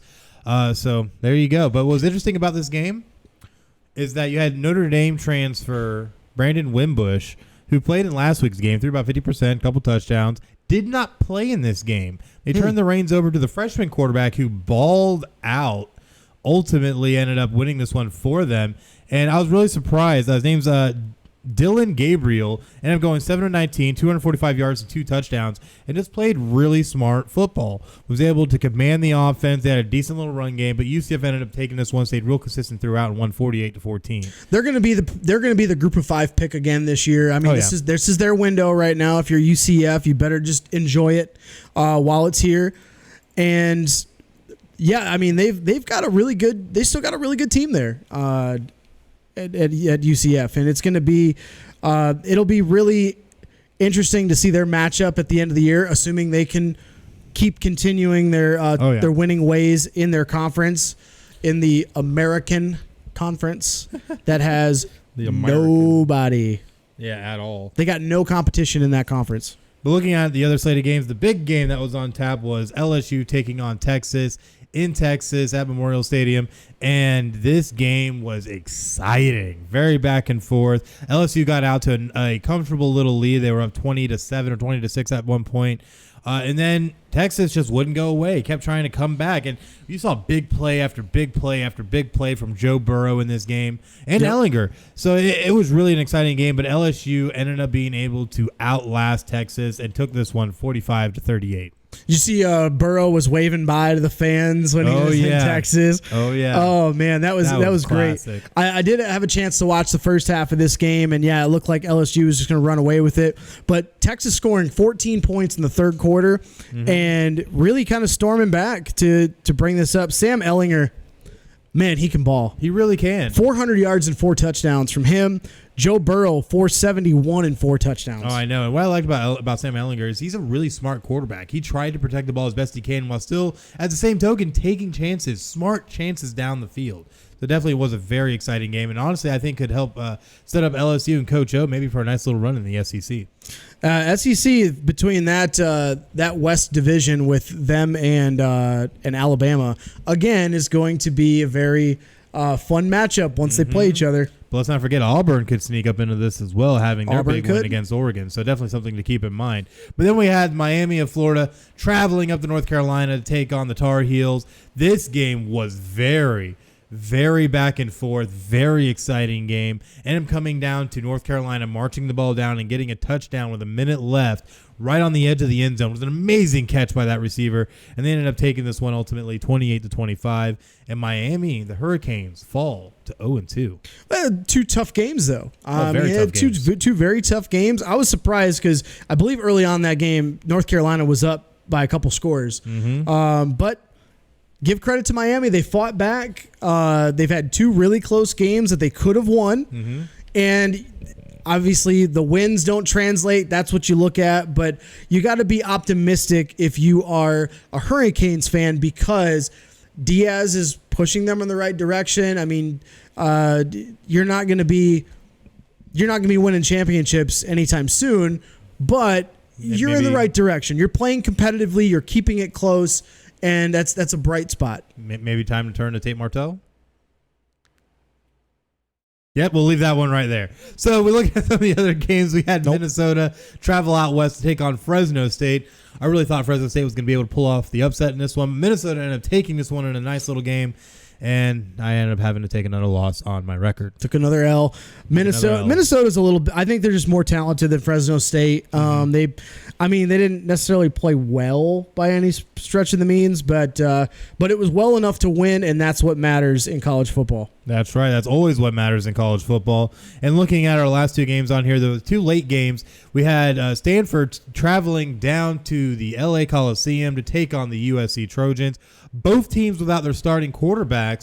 So this one was very hard to pick. We ended up both siding with Stanford, but USC ended up being able to make magic happen with their starter, and it was a pretty exciting little game. Once you got a little bit later on, USC started opening it up a little with Kadon Slavis, who ended up going 28-33 for 377 yards and 3 touchdowns, really showing that maybe he's the guy that needs to be the starter for the USC Trojans. True freshman. Yeah, true and freshman. And they lost JT Daniels last week to I think it was a knee injury. But the one thing you got to look at if you're Stanford, you're still looking for your identity. Right. Last week against Northwestern, you lost your starting quarterback last week also, so you don't really know what you're looking for. They didn't have much of a run game they didn't know if they're going to have much of a run game this year, and you got to find your identity if you're Stanford, because now you've lost a conference game. This conference is pretty much up for grabs outside of Utah and Oregon. So I mean, you're in that division with them, being in the North. So you gotta really pick it up and turn it around if you're Stanford and David Shaw's team. Absolutely. And looking at the last game, we had Oregon State traveling all the way out to the islands to take on Hawaii. And this game, Hawaii always plays tough at home. I tried to take a chance, but Hawaii ended up coming out on top. And I took another L. Man, what's going on here? Yeah, you took another L, man. It's a Corey McDonald or Cole McDonald. Excuse me. It's like Corey. It's not Corey. Get your words together, sir. Cole McDonald played a hell of a game. For the Rainbow Warriors, and they always, like you said, play tough at home. Went with Hawaii here. It worked out for me. Yeah, well, lucky you. Look at you go, just being all good. But we're gonna take a look at one other game. We got one more. It wasn't on our list, but we can't move on without talking about.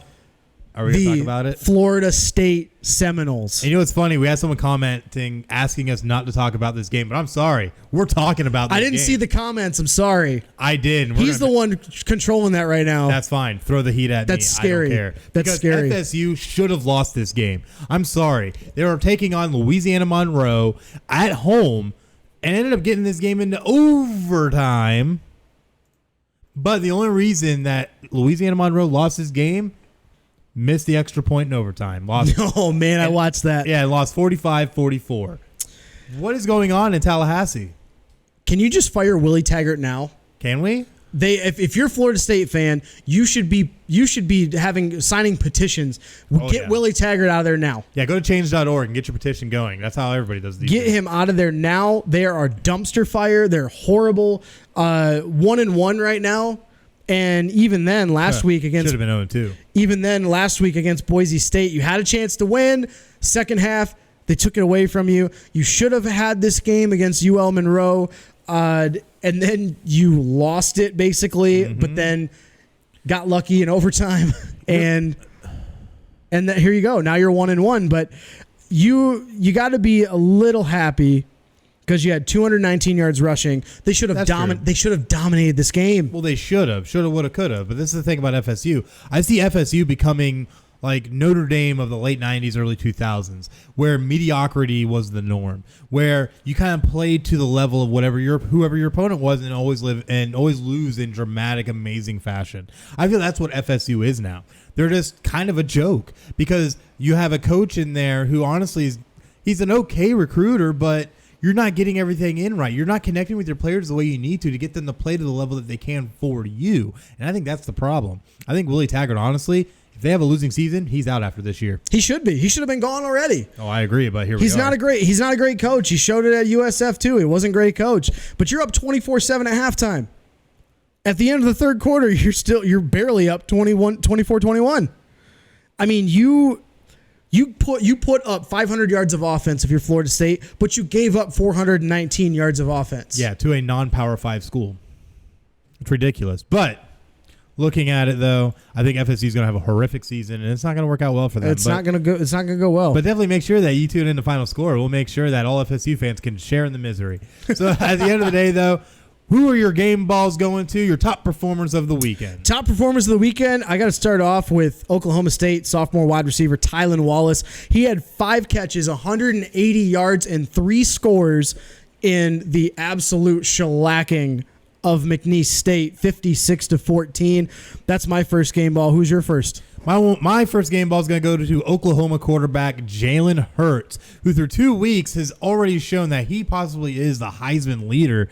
And he went 14 of 18 for 259 yards, 3 touchdowns. He had another 47 yards rushing on top of that. And through 2 weeks has thrown for over 800 yards and 9 touchdowns in just 2 weeks. Could we see a back-to-back-to-back Heisman?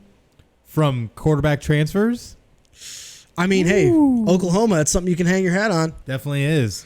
But my next game ball goes to Michigan freshman running back Zach Charbonnet. He had 33 carries, 100 yards, 3 touchdowns in that double overtime win against Army 24-21.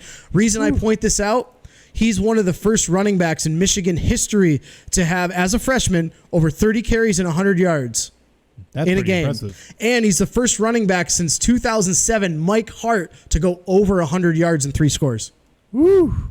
Yeah, Michigan's going to need that going forward. They're going to need it because Turner went out with an apparent injury, and you had True Wilson was not playing in this game. Mm-hmm. You need Charbonnet to step up, especially with that rough schedule. Yeah, Wisconsin looking right down the barrel at you. Oh, yeah, and they got a running game to boot. So my next top performer game ball goes to LSU quarterback Joe Burrow, who in prime time against a prime opponent on the road showed his mettle, going 31-39 for 471 yards and 4 touchdowns.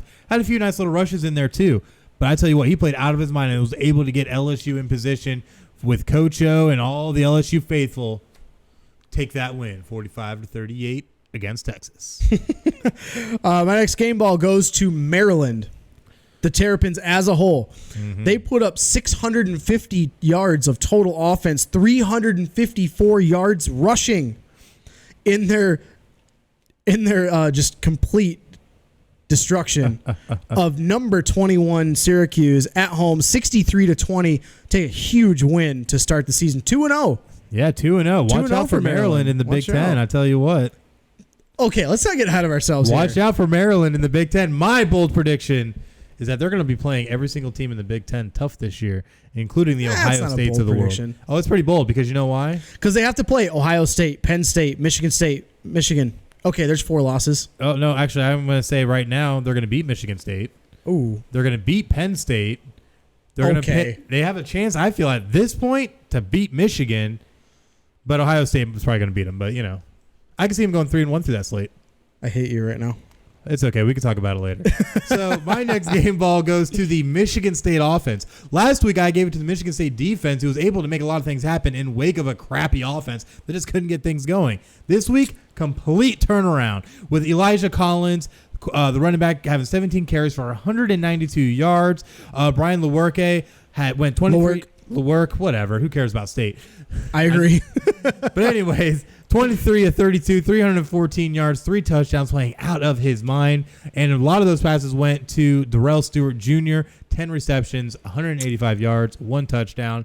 Michigan State offense showing that, hey, last week was a fluke. We are here to play. Also played against my alma mater, Western Michigan. I wasn't going to point that out, but I didn't want to put your school on blast. It's okay. I will more than happy do it right now.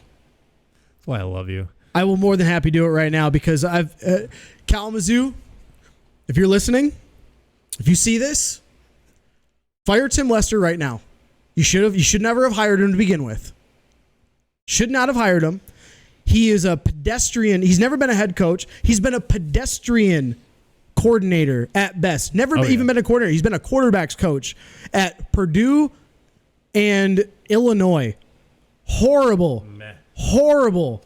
And at Syracuse. I'm sorry. Horrible.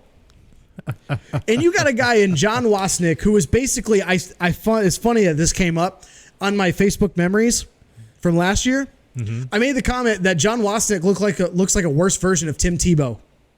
I stand behind that a year later. He is by far, he's supposed to be a dual threat quarterback. Dude can't hit the broadside of a barn. Oh man, even if the barn was 3 feet in front of him. Awful. He still has players from PJ Fleck's team. This is your 3rd year, man. Yep. The first year you go 6-6 with all of PJ Fleck's guys. Yep. Disappointment, should have been fired right then. Then you went 7-5. And now this year, you're supposed to be competing for the MAC championship. This is going to turn into the old school Bill Cubit type. Wow. Old school Bill Cubit type teams where they have high powered offense and highly touted, but they don't play defense, and they should be winning MAC championships and playing in the MAC championship game, but they fall short because they lose games that they're not supposed to lose. That's crazy. That's just crazy. But you know what? That's what happens when you hang on to people like this. AD Kathy Beauregard, as an alumni, I beg you, please fire Tim Lester. I don't even care if you have to beg PJ Fleck to come back. He's going to get fired at Minnesota if he keeps playing like this anyway. Bring him back. Bring him back to Kalamazoo. Row the boat. Bring it back. Row that boat back to Kalamazoo. Please do it. Or find a better coach. Find somebody that is actually going to win you football games. Because when we made the Cotton Bowl, all eyes. We want eyes on Western Michigan. They're a great academic school. Mm-hmm. We're known for hockey, and that's about it. A little bit of football. But, I mean, they put us on the map a little bit. Just a little. But then you follow that up with a dud of a hire. Yeah. Get rid of him. AD Beauregard, please, I beg of you, as an alumni, please fire Tim Lester. Well, since you're on such a roll, why don't you go ahead and tell us who your next top performer is? Woo! My next top performer goes to Appalachian State running back Darrington Evans. He had 234 yards and 3 carries, or 3 touchdowns on the ground in a 56-41 win over Charlotte. Yeah? Yep. I have one more game ball I don't have actually listed here, and it's one that I'm going to give away if it's done correctly, because I'm sure the rankings have come out or are getting ready to come out. It's going to be to all the voters, hoping that Notre Dame's going to get moved ahead of Michigan after your poultry play against Army. Oh, stop. No, actually, they probably. Good? Well, wait. Are you guys on a bye week this week? Did you play this week? Nope. We were sitting at home eating burgers, relaxing, getting ready for our amazing game against New Mexico this upcoming week, where the head coach Bob Davie, former Notre Dame coach, is not going to be in attendance given his recent health issues. So that'll end up being another barn burner that will win like 50-12. You're actually probably right. Michigan's gonna fall a couple spots because of that. So my last game ball goes to Hawaii quarterback Cole McDonald. We talked about the game that they won at home over Oregon State, 31-28. McDonald balled out. He had 421 yards and 4 touchdowns in that game. Great win for Hawaii, too. They're now 2-0. Yeah, you can't go wrong with that, man. 2-0. They've been making it happen, and it's been quite surprising fashion as well. So definitely see how all that works out. Definitely not two shabs. But right now we're going to football. It's always more football. It's always more football here. Don't you know? But yes, we are still going to be waiting for the rankings. The rankings have not come out yet. So once we get those, though, we will report on those and give you an idea of what the hell is going on. Because I'm very hoping that Michigan's going to fall. But, we'll see what happens. Anyways, though, talking about more football, we're going to move on and take a look at comparing the XFL team names and logos, 2001 versus 2020. We had gotten a lot of attention for some of our rankings and takes on the new NFL names and logo, or XFL names and logos, I'm sorry. And to the point where people were flat out just mad at us, having to give us all these explanations and all this. And, that's great. We understand where you're coming from, but we still stand by our rankings. But we wanted to kind of take a look back and, think that if we had such an issue with some of these teams, what have they done worse or better in some cases from the old XFL to the new XFL? So right now we're going to bring up the graphic. Let me pull it up right here. Boom, there it is. On the top you have your 2001 logos with the Birmingham Thunderbolts, the Chicago Enforcers, the Las Vegas Outlaws, the LA Extreme, the Memphis Maniacs, the New York, New Jersey Hitmen, the Orlando Rage, and the San Francisco Demons. Honestly, a lot of these were really great teams. The Hitmen, I think, were a little presumptuous and maybe even offensive to some, but it was 2001, so yeah, what do you want? It was 2001. But looking at what we have now with the Dallas Renegades, the Houston Roughnecks, the LA Wildcats, the New York Guardians, the St. Louis Battlehawks, Seattle Dragons, the Tampa Bay Vipers, and of course the DC Defenders. What's your take on these? I think some of them they did a little bit better. Some of them they did, obviously moving away from the Hitmen moniker from New York, New Jersey to the Guardians is a slight step up. Just a slight one. Just a slight step up, which is fine. I'm okay with the Guardians nickname if you don't already have the Defenders. Yes. You got two similar names with teams that are located near each other as well. New York and DC aren't. Yeah, I mean, it's not like going from Texas to LA, but at the end of the day, you're still in the same region. So I don't know. I think it's a little bit better, a little bit of a step up there. The comparison between LA's, LA Wildcats, LA Extreme. Okay, you probably can't use the LA Extreme anymore as far as just a name. It's not really fun, creative. Especially spelled with an X. But I like the logo. I think the logo is a lot better than the current Wildcats logo. Yeah, as you see here on your screen, the LA Wildcats logo is pretty. It's very basic, and they went with the Wildcats. Like, come on, man. Yeah. I think the Extreme takes that one. Other comparisons. Let's do the Florida ones because you got Orlando Rage versus Tampa Bay Vipers. Orlando Rage all day. Orlando Rage all day. Yeah, I love the logo. I do think it's funny how they have Red Hulk as their logo. Yeah, right. But I think they missed an opportunity, whether it was because of the AAF or what. I think they missed an opportunity to keep football in Orlando. I think it would have been much better than it'll be received in Tampa. Mm-hmm. I think we'll give the Orlando Rage the nod there. Oh, for sure. Most of these other cities now, don't match up. So I really love the Las Vegas Outlaws. I thought they should have either brought them back or at least used the Dallas nickname as the Outlaws again. I don't know. I really liked that color scheme. I liked the logo. I think that was pretty cool. Chicago Enforcers, meh, whatever. Birmingham Thunderbolts, meh. It's in Birmingham. I mean, it's not really a big market for that. Birmingham Iron. Yeah, something like that. The Memphis Maniacs. I think Memphis is a really good opportunity. Yes, to have absolutely. football, but the Maniacs. The execution was kind of weak. Execution was weak. The San Francisco Demons. I like that. I really liked the San Francisco I really did. Demons. They had a decent team as well. I like the logo. The word demons. Okay, 2019 probably can't get away with that in the PC culture. But I liked. But if you think about it, we still have things like the Tampa Bay Devil Rays, which are really just the Rays. They're the now, Rays, which they did drop the devil aspect of that. But there's other teams that still have those types of monikers. So it's like, right? You could have maybe played with it, maybe done something with it. I don't know. So I think, I just think that it's an even split for me because I like the Rage, like the Outlaws, like the Extreme and Demons. That's 4 of those. Mm-hmm. But I like the Defenders, I like the Battlehawks, I like the Roughnecks, and I like the Renegades. So I think it's 4 for 4.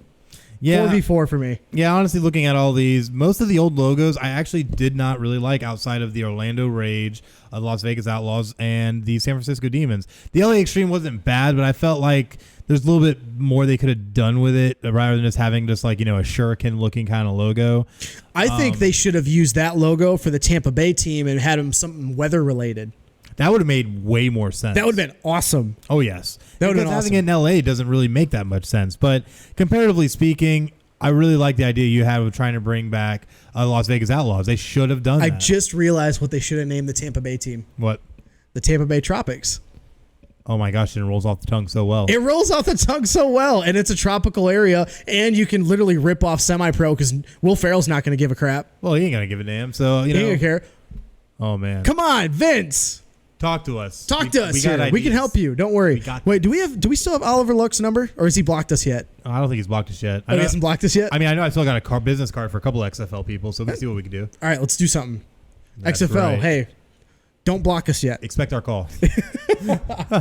But there is something else that we need to kind of look at with this is that, with some of the names and monikers that we're looking at here on the screen, a lot of these just wouldn't have, like you said, wouldn't have translated into today. The Demons probably wouldn't have worked. The Extreme wouldn't have worked. The Hitmen definitely wouldn't have worked. Maniacs. Yeah, Maniacs. Enforcers. Maniacs, I know people would have had all kinds of issue with just because of mental health issues that are running rampant these days that a lot of people are trying to bring more to the forefront. So I'm not too surprised that some of these didn't get brought back, but some of these really could have worked in today's XFL with the Outlaws and the Rage. That really could have worked. But, again, this is what we get. Mediocrity at its best. That's what we get. But there's something else interesting about this that you had brought up before we did this show today that I didn't really think about until you brought it up. And now's the fact of, now that we're past the NFL roster cut day. Yep. And we've seen so many players come and go, and now we're entering week 1. What's going to happen to all these free agents that are in the NFL free agent pool? Well, the XFL obviously can sign anybody. They don't have any restrictions or anything like that. Right. Whether any of these players still want to play football or maybe they're in contact with NFL teams, not quite sure how that situation is. But we wanted to come up with some of the notable names that are still out there. That's right. So we're going to bring up this list right now. The notable free agents that are still out there that the XFL could try and poach, including guys like safety Eric Berry. Antonio Gates. Yeah, Antonio Gates. That's a huge Jay one. Ajayi, your boy. Martavis Bryant. Yep. There's a lot of different ones on here. Manti too. Te'o. Alex Collins, Brandon Marshall, Des Lynch, Bryant, Kelvin Benjamin. Chris Ivory. There's just so many here that really could make noise. Pierre Garcon. I know he'd probably play great in this kind of a league. So it just makes you wonder how many of these guys might actually get pulled over if they go unsigned for so long. But then you also got to look at the split side. We're not really going to see any kind of drafting, signings, or things like that really roll out for like another month or so for the XFL anyways. Mm-hmm. By that point, though, some of these guys could already be signed because perhaps. As we know, as the season wears on, we always see injuries pop up that end up taking a drastic hit to franchises to where they're going to have to reach out into the free agent pool and see what they can pull in. A guy like Eric Berry, I don't see sitting there for, past week 5 realistically. Also with some of these other guys, Jay Ajayi might still be there because I know a lot of people were worried about his knee injury, but a lot of these guys could really end up making it onto a roster in the NFL, but if they don't, I can see them easily making it into the XFL. Yeah, I think it'd be very intriguing. Some of these names on here would be a lot of fun, and if you want to bring some star power to your league, if you want to bring some star power to your league, there's some big names out here. Definitely is. So part of the reason I brought this up, I'm curious to see out of this list, one name. Who would you pick? Who would you most want to see play in the XFL? Ooh, I've already got mine. Mine was easy. I have to look through this one a little bit. It's easy for me to want to like gravitate to my boys. And I hope you don't pick the one I do. Like Jay Ajayi or Manti Te'o, but man, there's so many good ones on here. But who I would really like to see, just because I know he probably would do it just for the fun of it so he doesn't get fined, is Marshawn Lynch. Damn it, you picked my pick. Ha ha. Great minds think alike, sir. I agree. I think it's a perfect relationship, those two. Because they would let him do whatever he wants, really. It would be something that people would draw their eyes to. Mm-hmm. But Marshawn Lynch doesn't really want to play anymore, so that's why he's still a free agent. Other than that, I would want to see a guy like Des Bryant. Yeah, I would want to see bad. Des Bryant go in there. Could you see him playing for the Dallas Renegades? Oh my gosh, that'd be and insane. out there on the field, like he could still show NFL teams that he can still play. And that's the best part of this. Yeah, and that could be the best part about this opportunity is guys could go out there, play well, and against other guys that have been on NFL squads, much like what the AAF should have been. Oh yes. But hopefully this has got a little bit more backing to it. And I would like to see either one of those guys be in the XFL.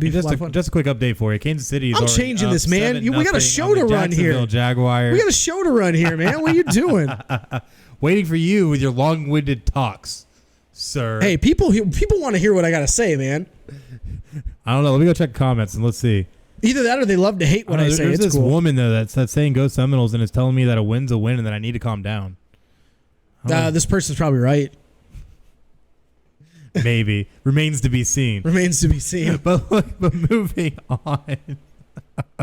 We're actually going to talk about something other than football For once. real quick. Yeah, we're going to switch gears and take a look at the NBA because there was some big news recently. Not as good news as Nets. Oh my gosh. Rodion's Karooks. Did I say it right this time? Pretty close. It's a lot better than the first time. Yeah, a lot better than when we did our testing way back. Yeah, Rodion Skuruks. Yeah, Karooks got arrested in an alleged domestic violence case this past week. What more can you tell us about that? Well, with that situation, New York Daily News, citing police sources, reported that Kuruks allegedly put his hand around his then girlfriend's throat and choked her. Later, pushed her on his bed, slapped her in the face, bite her lip. Just some weird stuff, weird activity. Not sure if this was sexually charged or anything, but she reported it. Reports the states then picked her up. He tossed her on the bed, injured her ribs.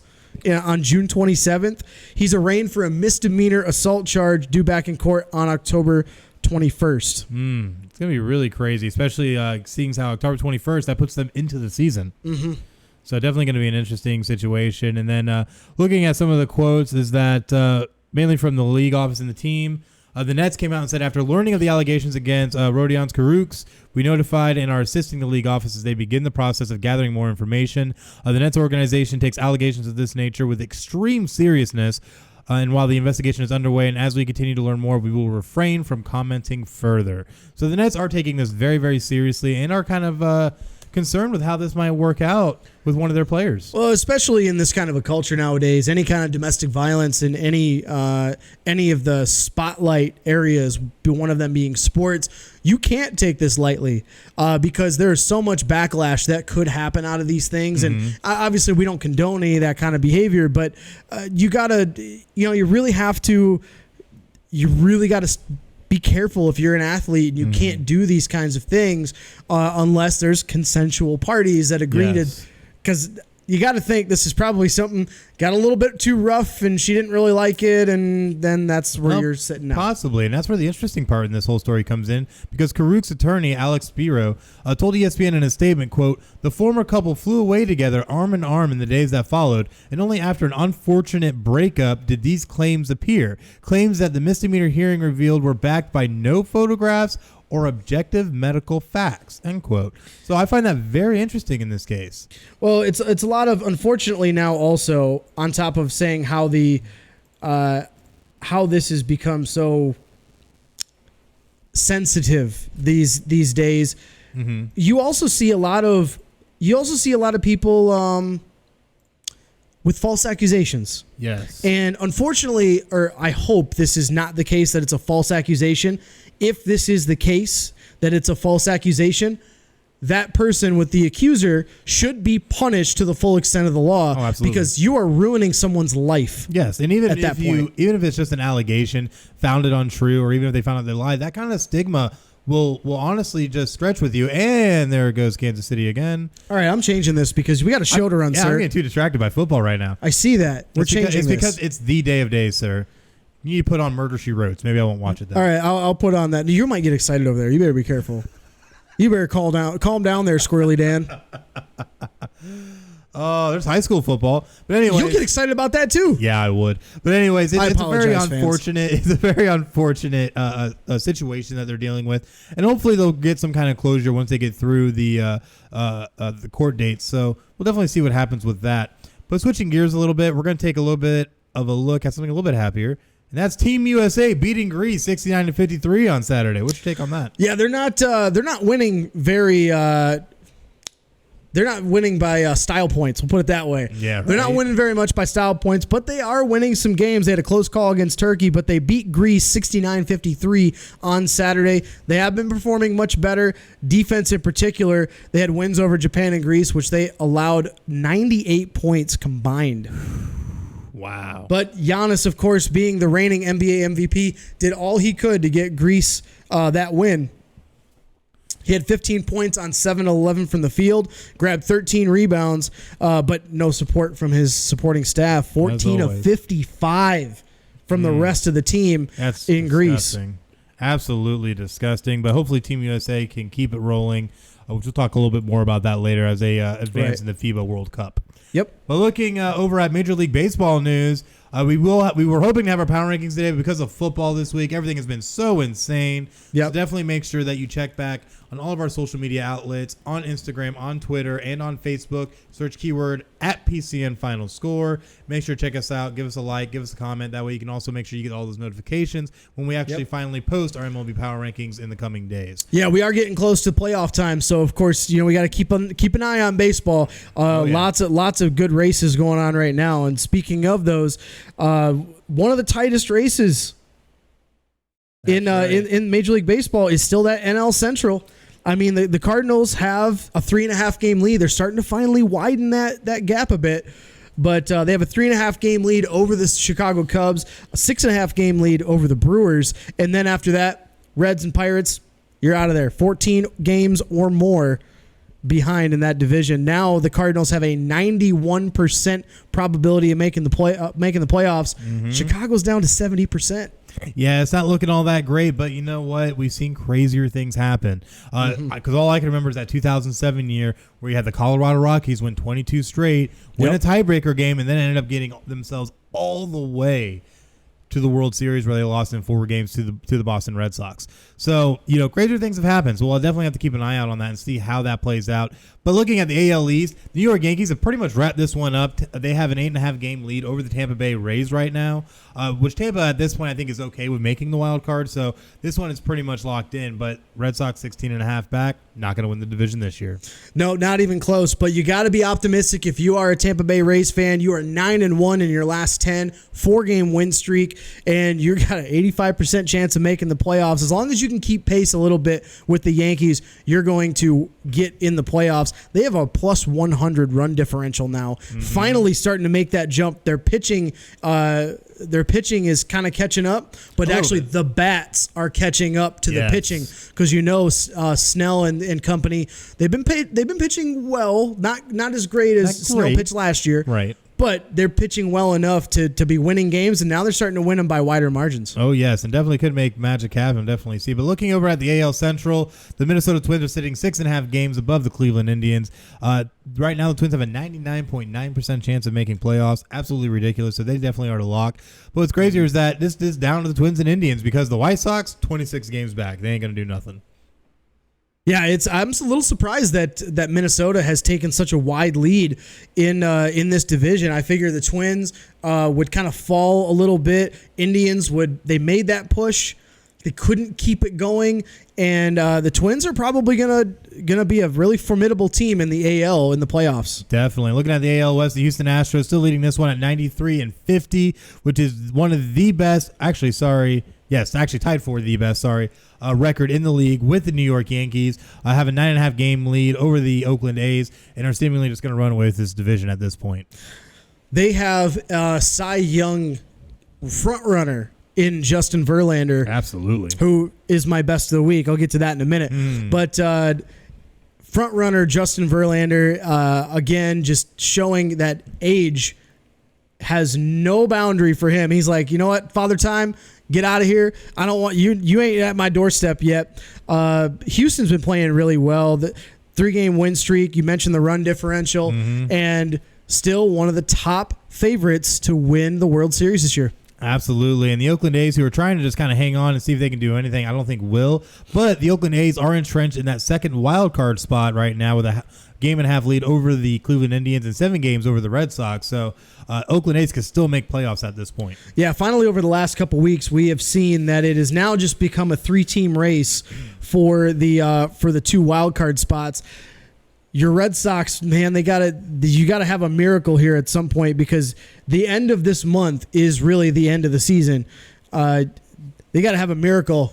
You're 7 games back of the 7 wild card spot, but 3-team race, divided by 1.5 games. Yeah, it's pretty crazy. 2.5 really games. tight, but I got to say right now, we have someone come on and comment by the name of Justin about the Yankees. I know this guy personally. He's a huge Yankees fan, and it gives me crap. He even texted me this morning. He's like, how about them Blood Sox? Ooh. Yeah, he's taking shots. But took a shot like Kurt Schilling. Sadly, the Yankees are going to take the AL East. So, looking at some of the rest of the rankings, though, of our National League, things been getting crazy. I tell you what, especially in our favorite division, which you just talked about earlier, but looking at one where it's not even close at all. The LA Dodgers have a 16-game lead over the Arizona Diamondbacks, still listed at 99.9% chance of winning. So the Diamondbacks still have an 18.3% chance of making playoffs, though. So yeah, they are 1.5 games back of the second wild card spot in the NL. But other than that, none of the other teams even have a legitimate chance of making the playoffs. Dodgers, they've been struggling a little bit lately. 5-5 in their last 10, but they're playing the long game. They're playing for the playoffs. They're playing for the NL pennant. They're playing for the World Series. Not really worried if you're an LA Dodgers fan. Sorry, I saw another no-look pass that didn't go anywhere. Sorry. This guy, we can't keep this guy on track. I'm sorry. It's just football. You can't keep this guy on track. Come on, man. We got other. There's other sports But the NL there's other East, sports. I'm getting myself geared back. The NL East. Good. The Atlanta Braves now have a 10-game lead over the Washington Nationals and are 9-1 in their last 10. Yeah. Braves playing out of their mind and are definitely trying to make their big push now with 89 wins for the Braves. That's the best they've done in a long time. That makes them also third best in records. They've been turning it on as of late. They're on a 9-game win streak, and their run differential is also over 100. They've scored 767 runs this year, which is in the top half. It's still in the top half of the league, but they've been turning it on as of late. They've had a lot of really good play from their young core, and they're a surprising team. I figured they might fall off a little bit because that young core might hit a bit of a plateau before they take their next leap forward. Nationals, Phillies, Mets all falling by the wayside, but they're still in the wild card race. Oh, yes, very tight. Yeah, very Nationals are locked in on the first spot. The Mets and Phillies are both within 4 games of that second wildcard spot. Yeah, so definitely make sure you keep an eye out because it's going to be a very exciting season. And we already talked about the NL Central and the insanity that produces. These wildcard races are going to get so extremely tight here at the end, especially in the National League. It's just going to be literally just a crazy race to the finish. And we'll definitely see how it all works out once we get to that point. But now it is time for the MLB Best of the Week. Who do you got? I mentioned it. Justin Verlander, Houston Astros. He threw his 3rd no-hitter earlier this week. He pitched 14 strikeouts. He threw 14 strikeouts. That's in really a 2-0 win against the Blue Jays on Sunday last week. He became the 6th pitcher to throw at least 3 no-hitters in the majors. Here's the club that he now belongs with. Nolan Ryan, Sandy Koufax, and Cy Young himself. That is insane. That is absolutely insane. Verlander 17-5 this year. He's the first pitcher to throw 2 no-hitters as a visitor in the same park. He threw another one also at the Rogers Center in Toronto when he was with the Tigers in 2011. His other one was against Milwaukee in 2007, also with the Tigers. But he's the first pitcher to throw 2 no-hitters as a visitor in the same ballpark. That's insane. That is absolutely insane. It just goes to show how amazing Justin Verlander really is and why he has all the accolades that he has. But for my best of the week goes to my good old faithful Christian Yelich. This guy has now achieved the 12th 40 home run, 30 steal season in MLB history. He was able to achieve this feat because going into this game Saturday against the Chicago Cubs, he had 44 home runs and 27 bags stolen. Ended up getting 3 stolen bases in that game. 3 to get him to this level. And he's also the first to do it since Ryan Braun for the Brewers in 2012. Is this pre-juice or after juice? Pre-steroids, after steroids for Ryan Braun. I don't even remember. I think this is Probably in the middle of it. I think it's right in the middle. I think it's right in the before he got caught. It might be before he got caught. Oh my goodness! But that is our baseball best of the week. We're moving on real quick. We're gonna do the sports history this week in sports history. This week in sports history, we're gonna rapid fire this one. September 8th, 2002, rookie quarterback David Carr throws for 2 touchdowns as the Houston Texans beat the Dallas Cowboys 19-10 to become only the second expansion team ever to win their inaugural game. Gosh, I can't get my words out right. To win their inaugural game, joining the 1961 Minnesota Vikings. Do I got to turn this TV off? You might have to. I might have to turn this TV off. One of the few bright spots for the Houston Texans in that part of their era. Right. September 9th, 1972, Soviet Union beats the United States 51-50 in the most controversial game in international basketball history. Mm-hmm. The U.S. led 50-49 in the final 3 seconds, and the game is replayed 3 times until the Soviets finally won. Yeah, that's pretty ridiculous. I don't know who that ref was. Ooh. He must have been a Russian. Oh, I mean, the whole referee team had it was to be. The whole crew. Do you know they weren't letting the U.S. get out alive if they lost that game? Oh, I know. That would have been insane. But September 9th, 2018, the Green Bay Packers start their 100th season with a historic 24-23 comeback win over the Chicago Bears at Lambeau Field. Deja vu. The Weird. first ever Packer comeback from 17-plus down at the end of the third. They were down 20-3. Pretty crazy. History repeats itself year after year, apparently. September 10th, 1937, the Cleveland/Los Angeles Rams played their first NFL game. They lost to my Detroit Lions 28-zip. It was 1937. No one cares. You know what? I'm not even mad. We were good at some point, okay? We were good at some point. We have NFL titles in the 50s before Super Bowl time. Yeah, your point. Well, this isn't the Otto Graham days, so getting back on track, though. September 10th, 1989, Indianapolis running back Eric Dickerson rushes for 106 yards against the San Francisco 49ers to become the fastest player to top 10,000 yards in his 91st career game. One of the best running backs to ever play the game by far.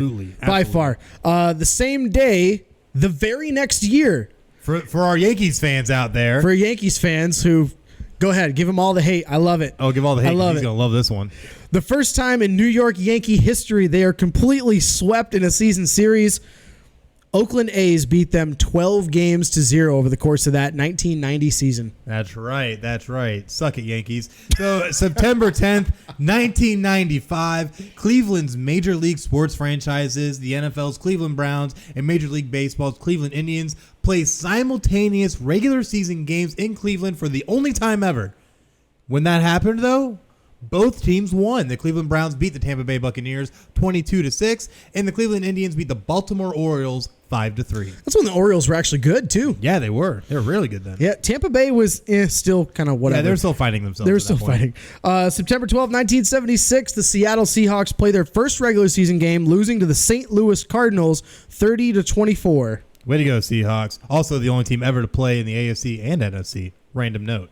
So, September 12th, 1979, Indiana Pacers cut Ann Myers, who was the first woman on an NBA roster. Think we ever see that again? I think we will. At some point, I think we will. At some point, it'll happen. At some point, I think we will. I agree. September 12th. It's the 13th. Sorry. I'm one behind you. September 13th, 1991, Joe Carter is the first baseball player with 3 consecutive 100 RBI seasons. Get this, with 3 different teams. Did it with the Indians, then the Padres, then the Blue Jays. That is crazy. It's also the year they went first of back-to-back World Series championships in Toronto. I believe so as well. Yes. September 13th, 1999, John Elway's number 7 jersey is retired by the Denver Broncos after he won them 2 straight Super Bowls and, of course, the illustrious career he had there. Absolutely. September 14th, 1868. We're throwing it way back. Way back in this Golf's first recorded hole-in-one happened. Yes. And it was the legendary Tom Morris at Prestwick's 8th hole. Yes, ended up getting that hole-in-one in the very first recorded one. That was very exciting. even though no one here probably remembers it. Nobody was alive for that. Oh, yeah, that's right. So anyway, September 14th, 1994, something much more recent that people might remember. All 28 baseball owners vote to cancel the rest of the 1994 season and the World Series over a labor dispute with Major League Baseball's Player Association. Don't be surprised. I think this might happen.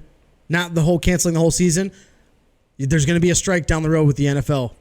Could happen, honestly. We've talked about it on the show in the past. I think it's going to happen again, probably in the 2020 season. We'll see what happens. So, you know what's funny that you mentioned that real quick is that they were talking about trying to have their CBA done going into the season before the season started. We're in week 1, no CBA. It's not going to happen. They're probably going to end up having a labor strike. And I saved this last one, though, just for you. Just for you. Go ahead. Yeah, I appreciate it. I appreciate you. September 14th, 1930, the Detroit Lions, then as the Portsmouth Spartans, play their first NFL game and win 13-6. Yeah, Lions. This is before we had the forward pass. Yeah, that's right. When everything was just run. All right, man. All right, switching gears, though, we're going to take a look at our good old Give or Go. And it's going to be a short one this week. We only got 2, so we're going to go ahead and lead this thing off just right. Brazil head coach slams Giannis after beating Greece. Give or Go. Oh, man, I want to give on this, but it's not.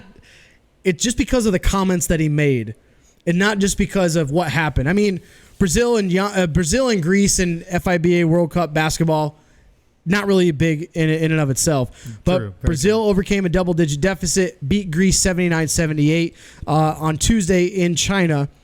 Giannis finished with 13 points, fouled out late in the fourth quarter. Mm-hmm. And the Brazilian coach after the game said, why this sport is wonderful. You have a guy who won MVP. He's 23 years old. And who stops him tonight? The guy who's 40 years old and kicks his ass, end quote. Yes. Brazil's Alex Garcia was the guy that locked him up. Mm-hmm. Brazil then improved to 2-0 and moved closer to the second round. Greece fell to 1-1 in the Group F. And they need to win in the final group game against New Zealand. But it's just because of the comments that he made is more so why. Oh, yes. That was very, very funny at that point. All right, last one. This one's going to get tossed to you. Melvin Gordon expects to sit out the first 6 to 8 weeks this season, per Ian Rappaport. This morning, Sunday morning. Give or go. I'm gonna give on this just very, very briefly. Just very briefly. Because at the end of the day, this is something he'd already said might be an option for him. Obviously, they weren't able to secure a trade because the Chargers said, no, we're not trading you. And then after a while, the Chargers were like, okay, go ahead and explore it. And then decided, no, we're not going to trade you.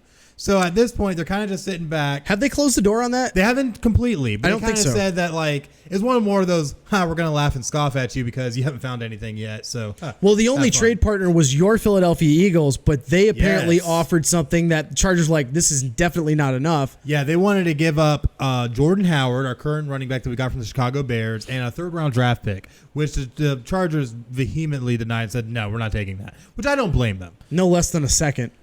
I mean, I feel like we should have given up the second, but you know what? That's just me. I would say if you're the Eagles, you don't want to give up a first, but to get Melvin Gordon, you got to give up either a first or 2 seconds. You got to give up multiple draft picks, not just here's a rental player and a third-round pick. Exactly. That might make your roster next year. That might. Keyword. He probably would, but either way, still, he's not Melvin Gordon. But at the end of the day, this is something that was pretty much expected to happen because he has to play at least half the season to be able to have it count towards his contract for the calendar year.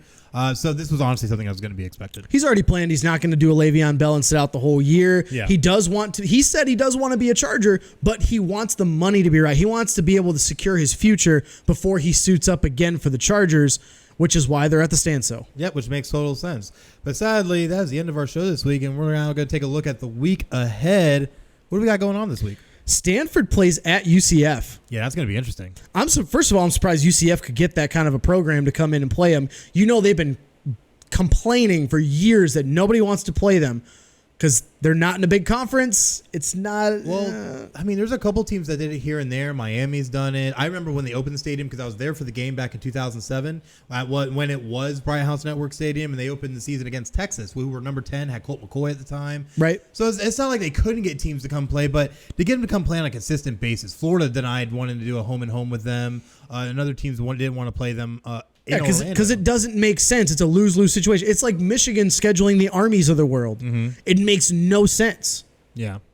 But this is going to be a really intriguing matchup because especially had Stanford won the game against USC yesterday, this would be a much, much higher, highly touted matchup. I think it's still going to be because UCF is still ranked about 17 right now, I think we said. Yeah, 16, 17, and right around Stanford's going to fall out, but UCF's probably going to be still in that range. It's going to be a fun game to watch. You know what's funny? I bet you going into this game, though, Stanford thought that they were going to be the superior team, but honestly, Stanford needs to watch out. UCF might just beat the crap out of them.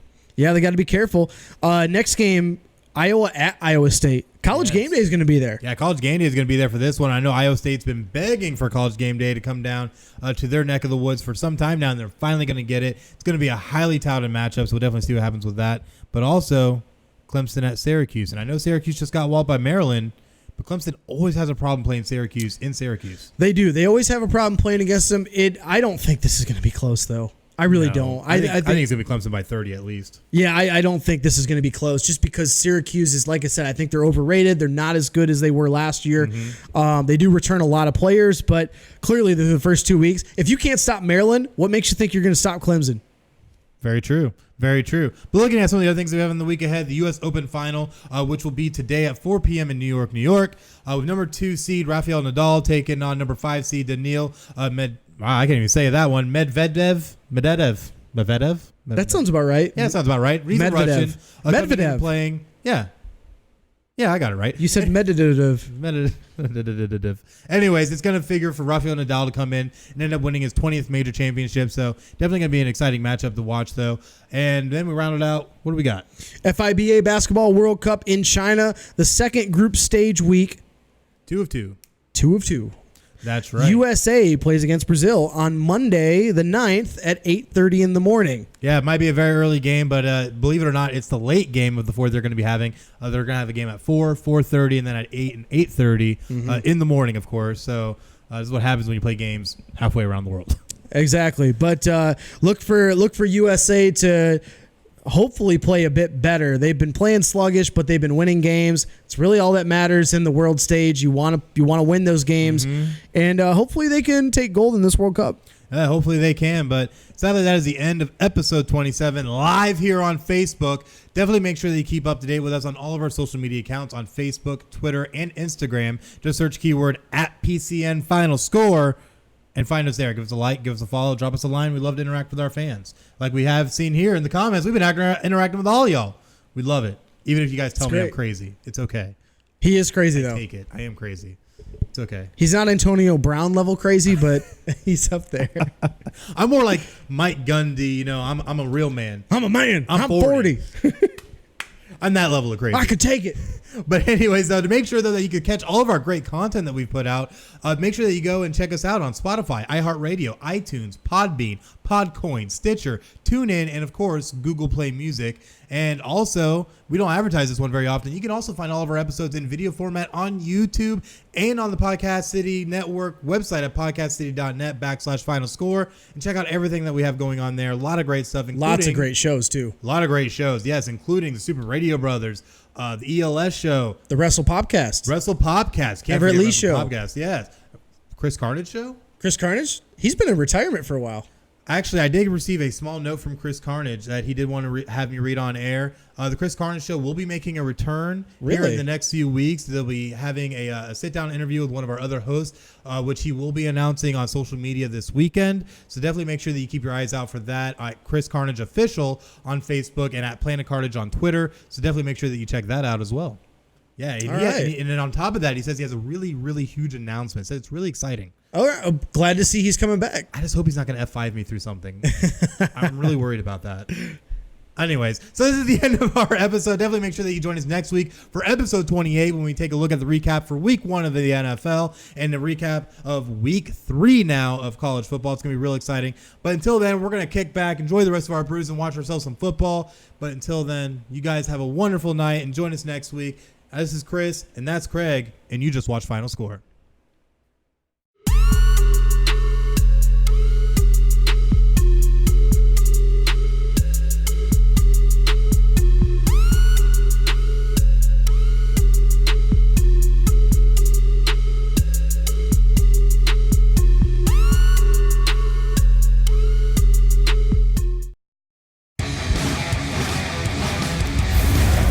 Podcast City Network.